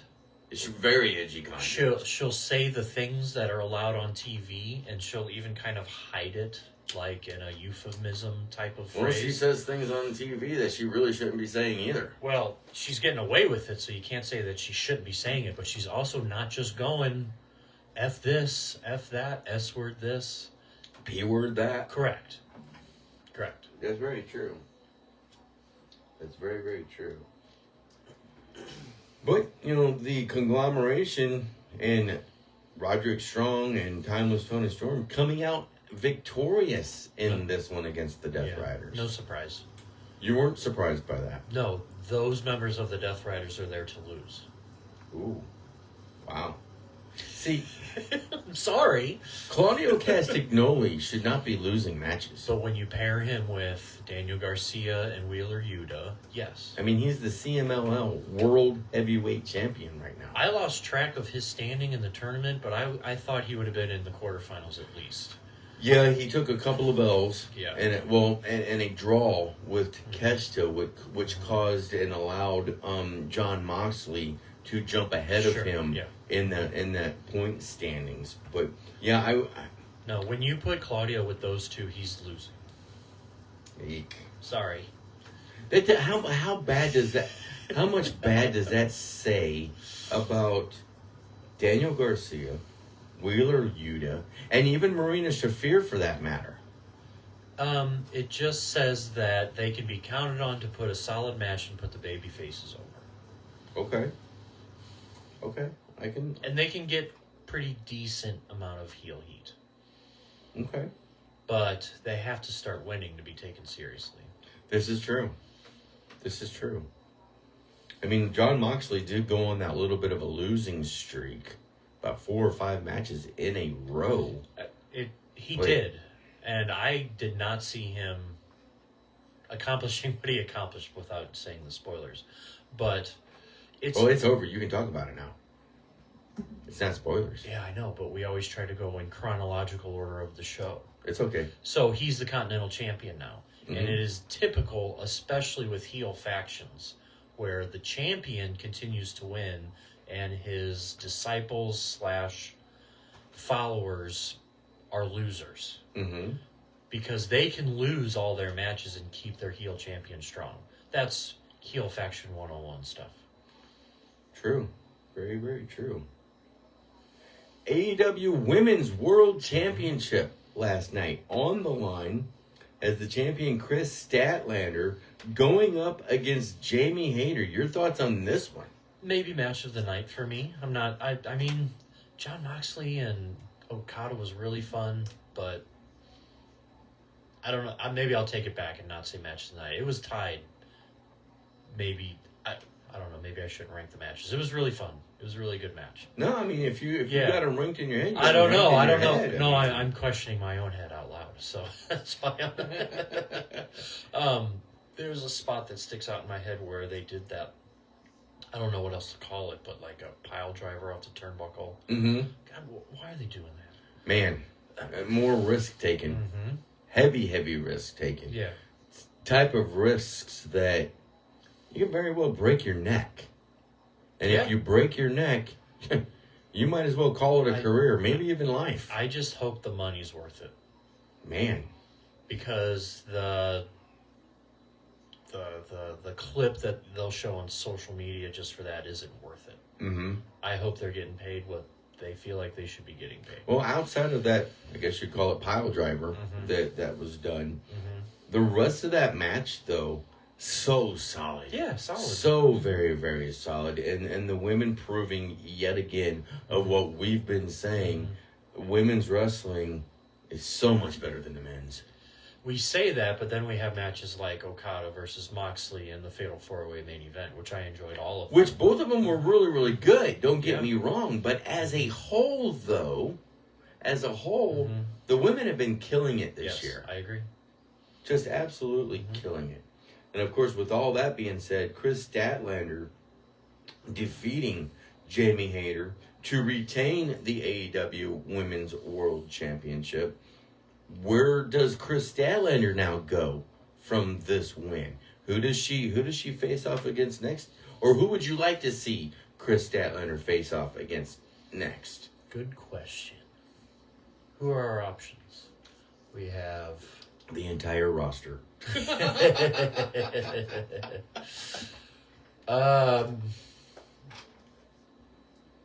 Maybe I mentioned the Sisters of Sin earlier. Maybe one of them. I don't know. Didn't she just face Thekla not too long ago, though? Possibly. Yeah. I'm trying to think of heel. It would have to be a heel, I would think. Not Mercedes. Well, I mean, we just had two quote-unquote baby faces go at it. We did. Jamie Hayter is not really a bad girl. She's not a heel. Who was involved in the conflict with Chris Statlander, Jamie Hayter, and there were bad guys involved in that. Who was it? Oh, that was the Sisters of Sin. Okay. And Megan Bain and Penelope. Possibly as well. Megan Bain or something like that. But see, they've done that too. They have, yeah. I don't know. See, this is somewhat of the issue that I have is they keep going with the same folks over and over and over again when the roster is so long and big. I mean, I would like to see, personally, I would like to see at some point, it doesn't have to happen right this second, of course, but somewhere down the line where we see Chris Statlander taking on Athena. Since she is the forever Ring of Honor Women's Champion. I'd be happy with that. We shall see what happens in the future on this one. But yes, Chris Statlander coming out victorious. She's got to work on those mic skills, though, my friend. That post-media scrum, I don't know if you watched it last night or not, but it was a little difficult to watch when she got up there and was just talking. Maybe she needs a manager. Maybe. I'm thinking maybe, but not Stokely Hathaway. Stokely Hathaway. Who would you like to see as her manager? As a baby face with a mouthpiece? Yeah. Could someone like... No, we're going radio silence because I'm thinking. So... Good. It is all good, my friend. How about you? How about me what? Answer the question. Which question? Who should Chris Statlander's mouthpiece be? Oh.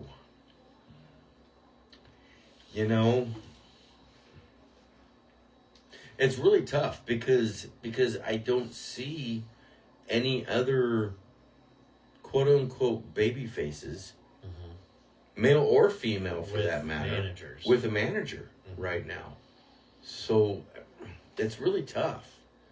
It's really tough to put somebody in there with her because I also don't want to see her turn back to be heel again either. I don't think it was very conducive for her. What if someone like Daddy Magic? You know, I wouldn't mind that so much. I wouldn't mind that. Because he was part of the, wasn't he, the conglomeration? Well, not so much the conglomeration, but the best friends. The best friends and all that kind of thing. Yeah. If I remember correctly, it's been so long since the best friends. Well, it was Orange Cassidy and the best friends, and now they're part of the conglomeration. So it was kind of a. Yeah. He's got nothing to do right now. Well, that's. See, that's another thing is they haven't really visited enough. I think that situation between Daddy Magic and Daniel Garcia. Maybe Daddy Magic isn't wrestling anymore. That's why. I guess not. I mean, he's not doing anything. We haven't seen him in a match in a long time. That's my vote, him. That would be kind of cool. That would be kind of cool. I can dig that. Continental Classic Final for the AEW Continental Championship.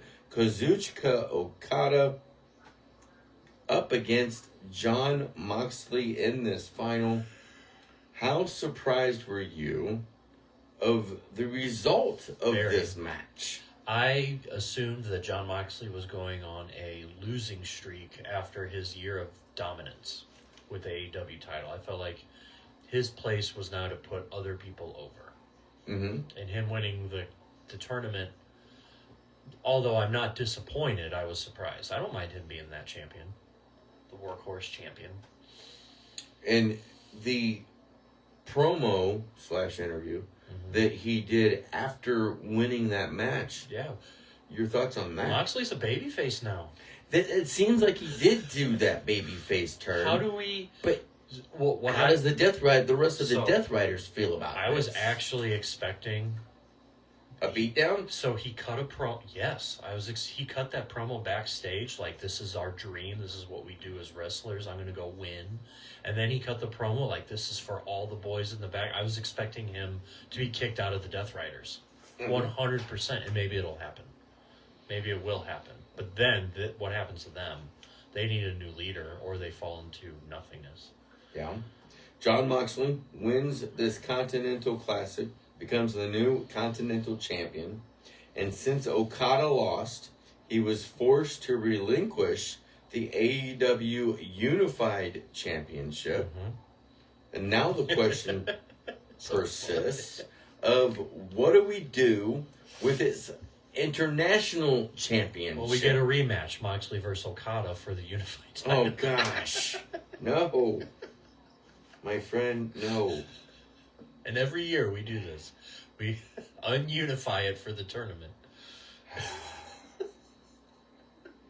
I don't like that. I know, it's silly. I don't like it one little bit. You know, maybe, I hope. Do you think they keep the international title around, or is that the end of it? So, no, what I hope happens is the unified concept goes away forever. Mm-hmm.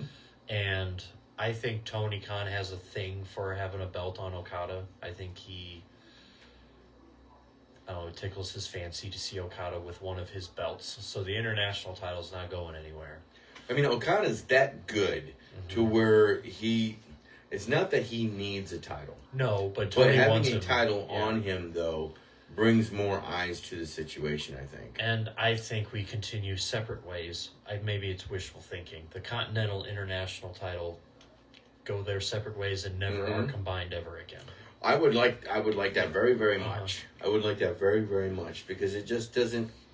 It doesn't make sense if you're going to combine the championships and then just a few months later, because it's really only been a few months. But now that with the addition of the NWA national title, how many titles do we have? Oh my gosh, the AEW national title here. And of course, Ricochet, the champion, looks so much like the NWA's old it's a World copy. Television Championship. No, the national title.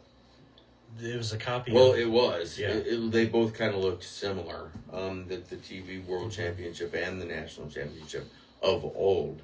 But yeah, man, they just got. I mean, everybody talks about how many titles they got, but AEW's got just as many as WWE, plus or minus one or two. I mean, I thought it was time for them to do the Women's Tag Team Championship. Yeah. But did we need the National Championship? Do we need any of this? No. We don't even need a Continental Did we need a Continental Championship? Did we need an International Championship? No. But then you look at the size of the roster and the number of matches that they're having on the PLEs alone. I don't know. It kind of makes you weigh that scale again. It does, but you can have matches without a title. You don't need a title. You can make the other matches number one contender matches. for the titles that mean more. Yeah. Herb Simmons from SICW.org joining us in the chat room saying, good Sunday morning, gentlemen. Hope Santa was good to you. We hope that you also had a great holiday. We hope everybody had a great holiday this past week. Coming up is New Year's Eve and New Year's Day on Wednesday and Thursday. Please, please, for the love of please, if you're going to go out and you're going to partake in parties and different situations, please, please, please, make sure that you have a designated driver. Use Uber. Get a party bus if you got to. But make sure that, you don't get out there and drink and drive. That's the worst thing that can happen at this time of the year, especially if you get into a bad accident and you hurt somebody. And to include yourself. We want everyone back here next week on Sunday to join us for Uncensored Wrestling Talk after these holidays are over. Stay safe on New Year's so you can listen to our show. Absolutely. Absolutely. Ain't nothing wrong It's a with great a little spin. with a little bit of shameless plug in here. Now let's go ahead and get to. Well, let's say we hold off on this main event here because we do have to take our last break of the second hour. So we'll go ahead and take that. And when we come back, it's a fatal four-way for the AEW World Heavyweight Championship. And of course, this was also an MJF Casino Gauntlet Championship contract cash-in matchup as well. We'll get into it right after these messages. Trust the professionals at Meyer & Company Real Estate and Auctions. Buying or selling, they'll make your dreams come true. Here's farm auction and acreage expert Dan Stokes. Meyer & Company's been in the business for over 40 years. We specialize in things called 1031 exchanges, so we're very versed in how to exchange farm ground for other farm ground. So it's something that we do on a daily basis, and we really enjoy doing it. We are the #1 stop in the region for buying and selling residential, commercial, and farm real estate. We've been serving the area for more than 40 years, and we do it with pride. It's still a pretty strong seller's market. Dollars per acre is still high. If you're able to connect with a good agent and you can find something off market, we do that all the time, and we're able to still get some deals out there here and there. Dan Stokes. You can either call my cell phone at 314-971-0654. 2 minutes and 10 seconds, and we will be back live on the Meyer air. & Company Real Estate and Auctions, North Lincoln Drive in Troy, 636-462-5555. Online at MeyerListings.com. Hey everybody, it's the Burgundy. Today we're at Alternative Automotive and we're with Jerry Hinkey. Jerry is kind of a YouTube and Facebook star because he does these very informative videos that he puts on social media. Jerry, one of the things that it's the holidays, they forget about doing things. One of the most important things that they can do to prolong the life of their car is keep their oil changed. Absolutely. Maintenance is the most important thing you can do to the car to make it last. You don't have to change your oil, change your engine for you, but it's a lot easier to change your oil. Why is it so important? The oil breaks down over time. Something's gotta cool down the heat. By the rings or the explosion happens inside the engine. Particles go down in your oil, and oil does two things. It lubricates and it absorbs carbon. Carbon builds up in oil. If you have more carbon than you do lubrication properties, it's just going to start eating the metal products it's protecting. Alternative Automotive, located at 542 Mansion Road, Winfield, just a short drive from everywhere. Keep your car healthy. Bring it to Alternative Automotive today. 542 Mansion Road, or call 368-8267. Give them a like on Facebook.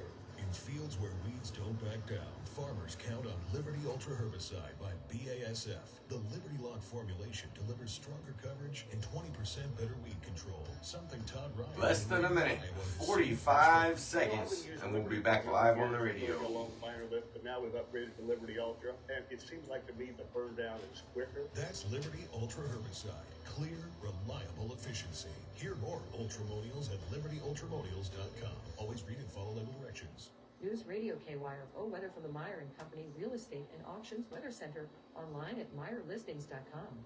Overcast clouds in Troy, getting down to 24 overnight tonight. Monday's high will be in the upper 20s, scattered clouds likely. Temperatures in the upper 30s forecast on Tuesday. Currently in Troy, it's 69. In Warrenton, it's 60. You can always ask Erica Walters. Perfect homes, commercial real estate, or farm Yeah, ground. she would know the Meyer & Company forecast. Real Estate and Auctions, online at MeyerListings.com. I'm Erica Walters. She's Erica Walters. And here we go. Mike's going back live on the radio.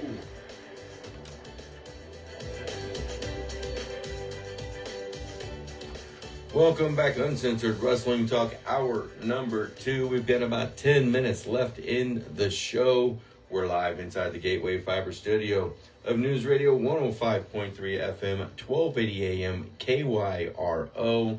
Also on our Facebook feeds, on the Uncensored Wrestling Talk Facebook page, of course, and also on the radio's Facebook page. You can find that at 1280 AM, 105.3 FM, KYRO. Hey, we're also on X. We're on X at UW Talk KYRO. And we also have a Discord channel, which is called Uncensored Wrestling Talk Show. And H.G. Daniels, you did put the link to that inside the chat room every day that ends in Y.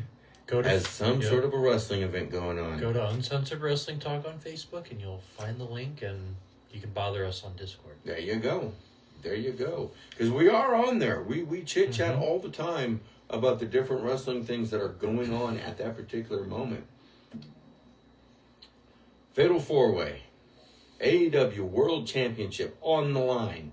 Samoa Joe, the champion coming into this, defending that title against Swerve Strickland, Hangman Adam Page, and of course, he's better than you and you know it, Maxwell Jacob Friedman. Your thoughts on this one? I thought it went on a bit too long, but I was entertained the whole time. Got a little like, should be over by now. Too many falsies. But they made it entertaining enough where it kept my interest. Not to let the cat out of the bag, but Samoa Joe. Yeah. How surprised are you, really, that he's lost the championship this quickly after I'm very surprised. winning? I'm very surprised because it meant his reign basically meant nothing. I see no point in why this even happened to begin with. Adam Page could have kept the title for a little bit longer and just lost to MJF. Why did we have to have this middle reign between Hangman and MJF? It didn't make any sense. And I don't know. Maybe this is just me, but I would rather have seen Swerve Strickland or Hangman Adam Page, for that matter, come out as the victor. I feel like that's two different things. Samoa Joe and his reign and what it actually meant, and now MJF as the champion is a different conversation because we're going to get the same old MJF we've been getting since day number 1, and it's stale. I think it's totally stale. I mean, I can't disagree with you. It has gotten stale. I mean, granted, he was gone for these last couple of months or so, off doing a movie and, you know, rehabbing some things that went wrong and all that kind of thing. But, I mean, I would like to have seen a little bit more of a build-up of MJF before just coming right in to a fatal 4-way and cashing in that Casino Gauntlet, you know, championship match contract like he did.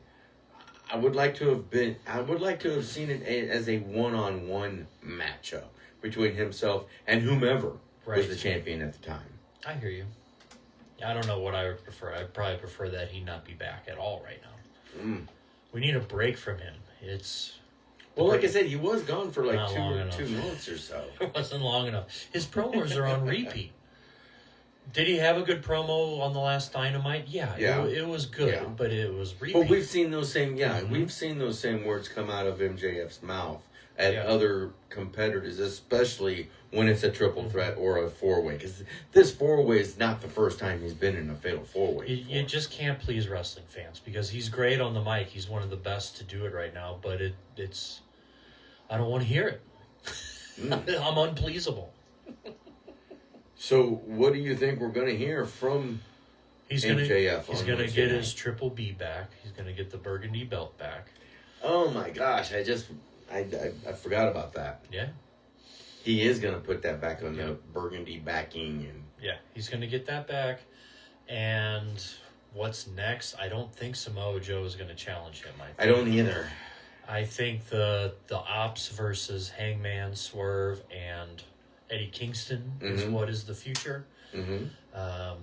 And the Ops losing those titles is what I see. And then MJF versus who?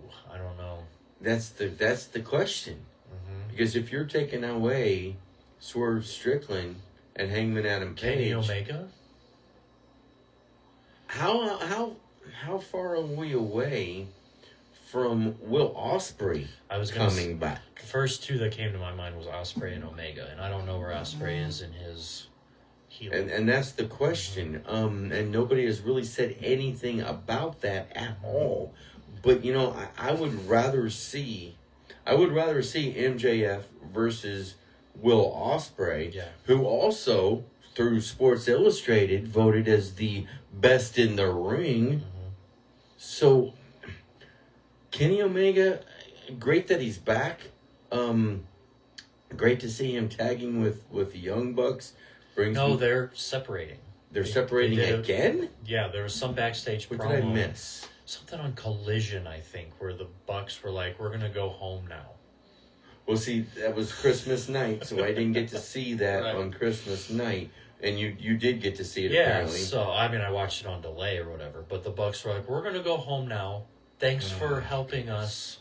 And Kenny said something to the effect of, the Elite will always be a family or something of that nature, but we're going to go our separate ways. The Bucks are going home, and I have some business to take care of. So what business? Probably Okada. I don't know. He goes back and wins back the international championship that he lost to Okada to unify the two titles together? I don't know. Maybe he means the world title. It was ambiguous, so we don't know. Yikes. I don't want to see Kenny Omega versus MJF HD. Oh, you don't? No, I don't. Why not? It just... He hasn't done enough single stuff for me. Omega? Yes. Okay. Granted, he became the international champion, but even with that, he didn't have a very long run with that. He didn't have very many singles matches leading up to that. It's just him coming back, here's a championship. Hold it for a week or two. Okay. It just didn't make any sense to me.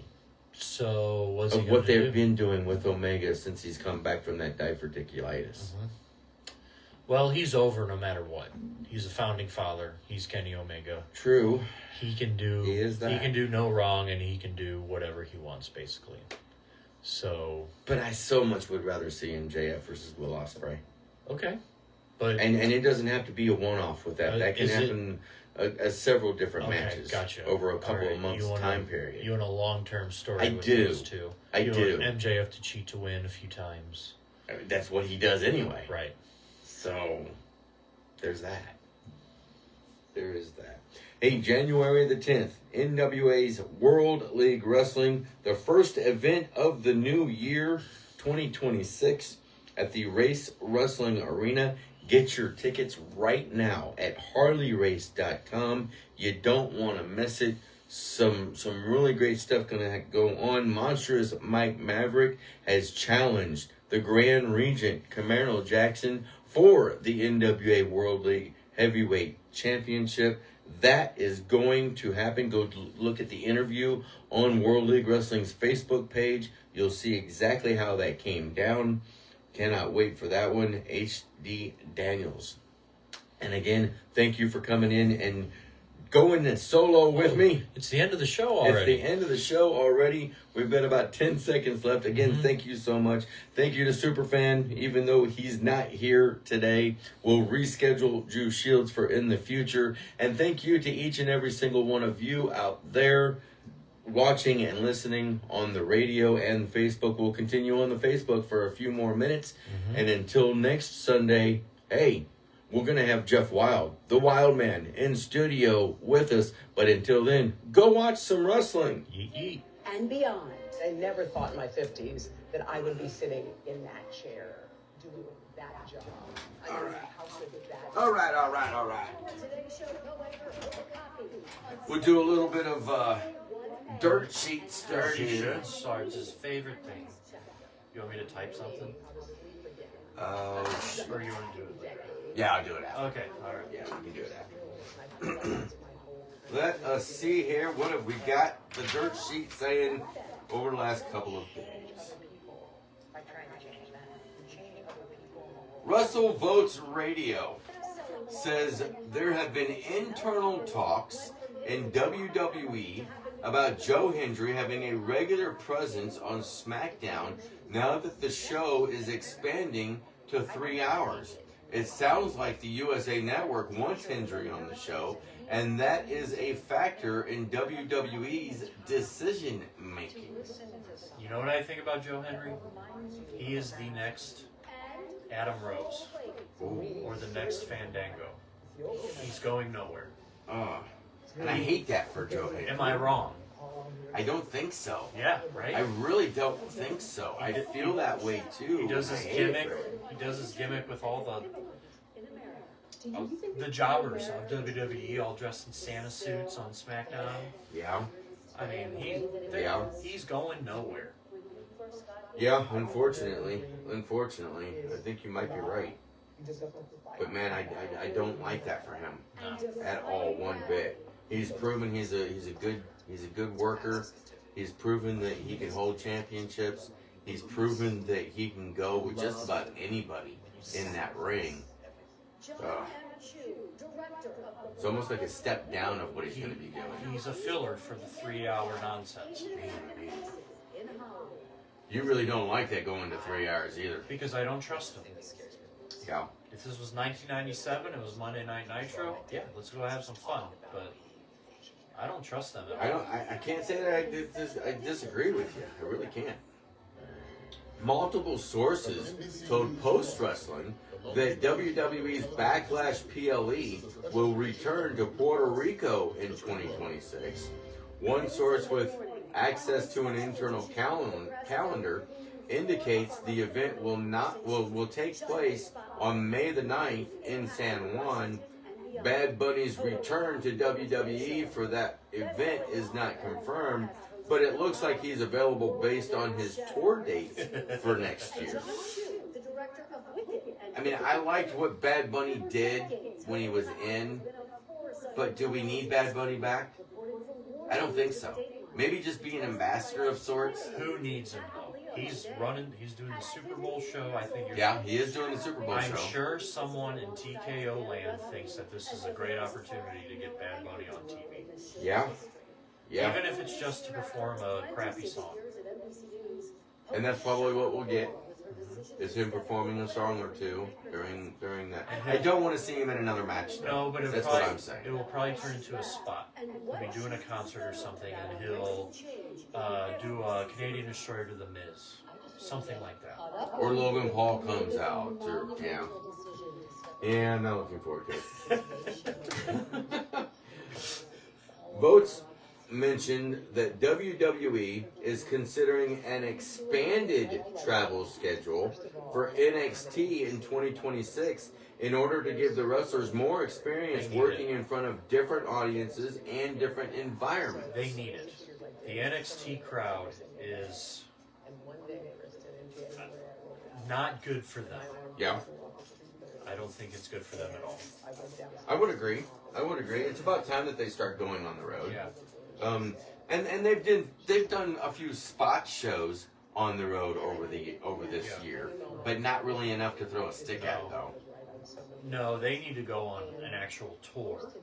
Maybe not all year, but maybe like a 2 or 3 month long tour. Yes, they something really like that. really need to, because they go back to the performance center for a couple months and then go back out on the road again. They get complacent with the performance center crowd. You're right. I think you're right. Turn that all the way down. People in WWE are divided on whether or not to sign, get this, Danhausen after his AEW contract expires in early 2026 per votes. Some people think he would do very well as a member of the NXT roster. Oh, he would be over in NXT. I think you're right. I think he would be. But do you think AEW lets him go after his contract is up? What are they doing with him? The only reason, I mean, they haven't done anything with him for a long time now. But isn't that because he's been injured? I don't know. I'm not See, sure. that's the problem. When we don't see somebody for such a long time period, we don't know. We don't know what's going on. I feel like Danhausen could have been a great addition to, well, he was for a little while the Best Friends faction, but he would be over in NXT, but what are they going to do with him? He's not exactly the best wrestler. This Is he going to cast his magic spells on... And throw his teeth at people? Yeah, right? Like, I do not see WWE... See, I don't see WWE signing him. Being interested whatsoever. I mean, they're into Iguana Man, so maybe they sign him and send him to AAA? Yee. Yeah. Yee. Yeah. I don't like it. I don't either. Stay in AEW. Correct. And start being used. Yes, correct. Now that he's booked in a match, well, now that he was booked at a match in last night's AEW's Worlds End pay-per-view, there has been some speculation that Darby Allin's recent injury in the Continental Classic was a work. Didn't he go to the hospital, or was that a work too? F4W Online's Brian Alvarez says that's not the case. I can tell you 100% from multiple sources this absolutely was not a work injury. He got a really, really serious concussion. Okay. He got a real serious concussion. If he got a serious concussion, why the hell are we having him wrestling a match just a few days later? Man. It don't make any doggone sense. I hope he's a multi-millionaire living his best life. Because he is... The way he wrestles, it don't seem like he's no multi-millionaire, though. It's like he's broken. He's got to do another match right then and there. Right. That's the only way he feels he can stay relevant, I guess. Man. For whatever it's worth, Alvarez thinks and thought that MJF would win the AEW World Championship at World's End and then fight Bandito with both the title and the Dynamite ring on the line at Maximum Carnage in January. So coming up, I believe it's this coming Wednesday on New Year's Smash, is actually going to be Ricochet versus Bandito for for that Dynamite ring. Who won the ring this last time?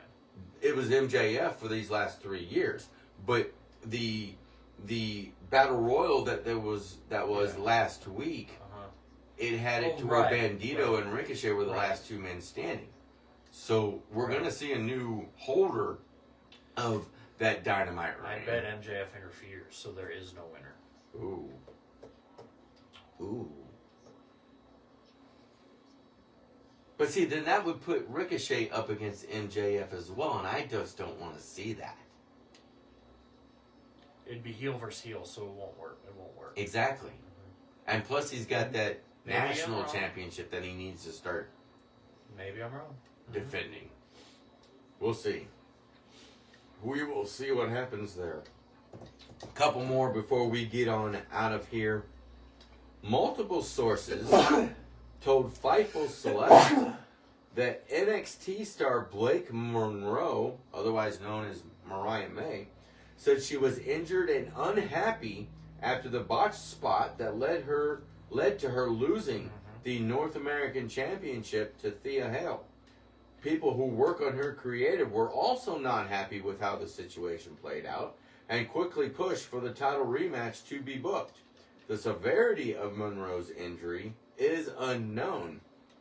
Okay, so my thing is, if she's got an injury, then maybe she doesn't need to hold on to that championship if she's got that injury. Go and get some time and get that injury healed, do what you got to do to rehab it, whatever the case may be. I'm not believing anything that I hear one way or another regarding this, because you hear one side, it was a worked shoot where she wasn't supposed to kick out, and then it was a shoot that the ref counted 3, but he wasn't supposed to count 3. Now she's injured all of a sudden. So what? They have all these vignettes. We're just throwing stuff up against the wall, see if it sticks. People are just making up stuff. So I don't know. Now we know that Thea Hale and Blake Monroe will face off against each other on the New Year's Evil NXT coming up very, very soon.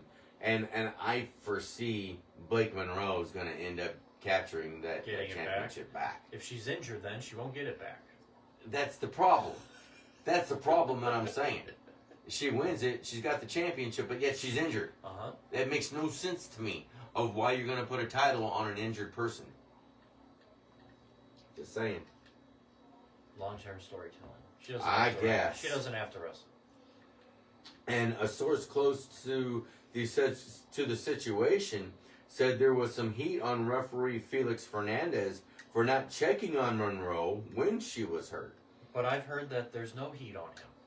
However, Shawn Michaels, Matt Bloom, and other NXT officials apparently told Fernandez that he handled the situation well. Yeah. I don't know. I mean, isn't it also on Blake Monroe to tell the referee, hey, I'm hurting, I'm hurt, It is something's wrong here? It's notorious for wrestlers not to tell that it is notorious that wrestlers do not communicate to the ref that they're hurt because they don't want to ruin their match. They want to continue through their pain and get their spots in and do what they're choreographed to do. Regarding Austin Theory's latest push in WWE, Wrestling Observer Radio's Dave Meltzer says the main reason why WWE gives him so many chances is because they think he has a really good look. He does. He does have a good look. He does. But is that enough? No. Absolutely not. Absolutely not. And also, for whatever it's worth, F4W Online's Brian Alvarez expects that Becky Lynch will win back the Women's Intercontinental Championship from Maxine Dupree on the January 5th episode of Raw. With that being said, what have you thought of the title reign of Maxine Dupree so far? It's been okay. She's improved. Like we talked a little about it last week, but I just don't know if she's earned the right to be a champion yet. They just threw her in there. I do like the character change. Yes, 100%. I'm not downplaying what Maxine has become. I'm glad we have another competitor in the wrestling world, but Intercontinental Champion to beat Becky Lynch? I don't know. I don't know. Yeah. I don't know. Becky really put her over hard. Big time. Big time. Becky deserves all the credit for that. And so with doing that, you think that Becky Lynch should win back the championship or get the championship back? Here's what I would do. Natalya turns heel and beats her student. Oh, I like that. I like that. Because honestly, to me, they haven't put enough championships on Natalya Neidhart. Natalya should have been the first Intercontinental Champion. Yeah, I agree with you. 100%. 100% on that one. 100%. And one more before we get out of here. Let's see what H.D. Daniels thinks of this one. I don't like it. I don't either. After WWE Hall of Famer Jerry the King Lawler said he wants to wrestle just one more match, Fightful was told there is a 0% chance that WWE will ever clear him for it. On his Grilling JR podcast, Jim Ross said he spent some time with Lawler recently and doesn't see how it would be possible for him to work another match, even outside of WWE. Didn't he have another heart attack recently? Like off the record or something? I hadn't heard that. Something happened. I don't know what it was. Some sort of medical issues or whatever? I mean, how old is Jerry the King Lawler now? 74, 75, 76, somewhere in that. No, King, don't do it. Don't be like Ric Flair. Good God. Please. For the love of money. Yeah. Have you heard JR speak recently, like on videos and stuff? No, I haven't. His Bell's palsy is not getting worse. And that's kind of what I was thinking, because we haven't seen him on a pay-per-view or calling any matches with AEW in, gosh, probably like 3 or 4 months now, something like that. And that's what I kind of figured was going on, was that his Bell palsy was having a reaction again. Yeah, it's not well. Well, we hope he does get well. Well, yeah, right, but Because I gotta say, even though, and we've said this before on the show, he doesn't need to be calling the entire show. He doesn't need to be on all the time. But every once in a while for a huge match, one match on the pay-per-view, maybe two, is more than enough for me anyway. Yeah. And see him like once every couple of months or so. Something along those lines. If you want to keep JR around, have him do like a pre-taped analysis of an upcoming match or something. Yeah. Don't have him do live play-by-play anymore. For sure. But wait a minute. Real quick before we get out of here. You saw Collision, right? I did. Superfan is saying on here, because I didn't get to see Collision myself. Terrible radio Bandito host. won the ring on Collision this past week. Wait, did I miss that part? He won the ring on Collision. Oh, was there? No, there wasn't a Collision last night. Hold on. Not last night there wasn't. If there was one, it would have been Thursday night. Because I know there wasn't one on Friday, for sure. Hold on. We're looking that info up right this second. Did it just like blow by me while I was doing chores or something? Maybe. Bandito won the AEW Dynamite ring for 2025 by defeating Ricochet. Where? Wow. Okay. Yeah, I legit missed that. I also. Hey, it's been a really busy holiday week this week, so those type of things are going to happen from time to time. Again, speaking of a busy holiday week this week, New Year's Eve, New Year's Day, make sure you've got a plan in place if you're going to go out and party. We want to see all of you back here next weekend on Sunday for more uncensored wrestling talk. And of course, we will also have the Wild Man himself, Jeff Wild, in the studio with myself and HD Daniels, and hopefully Superfan Tim Williams will be back next weekend. Hope that you get to feeling better there, Superfan. And until next Sunday, all of you go watch some wrestling. Yeet, yeet, yeet.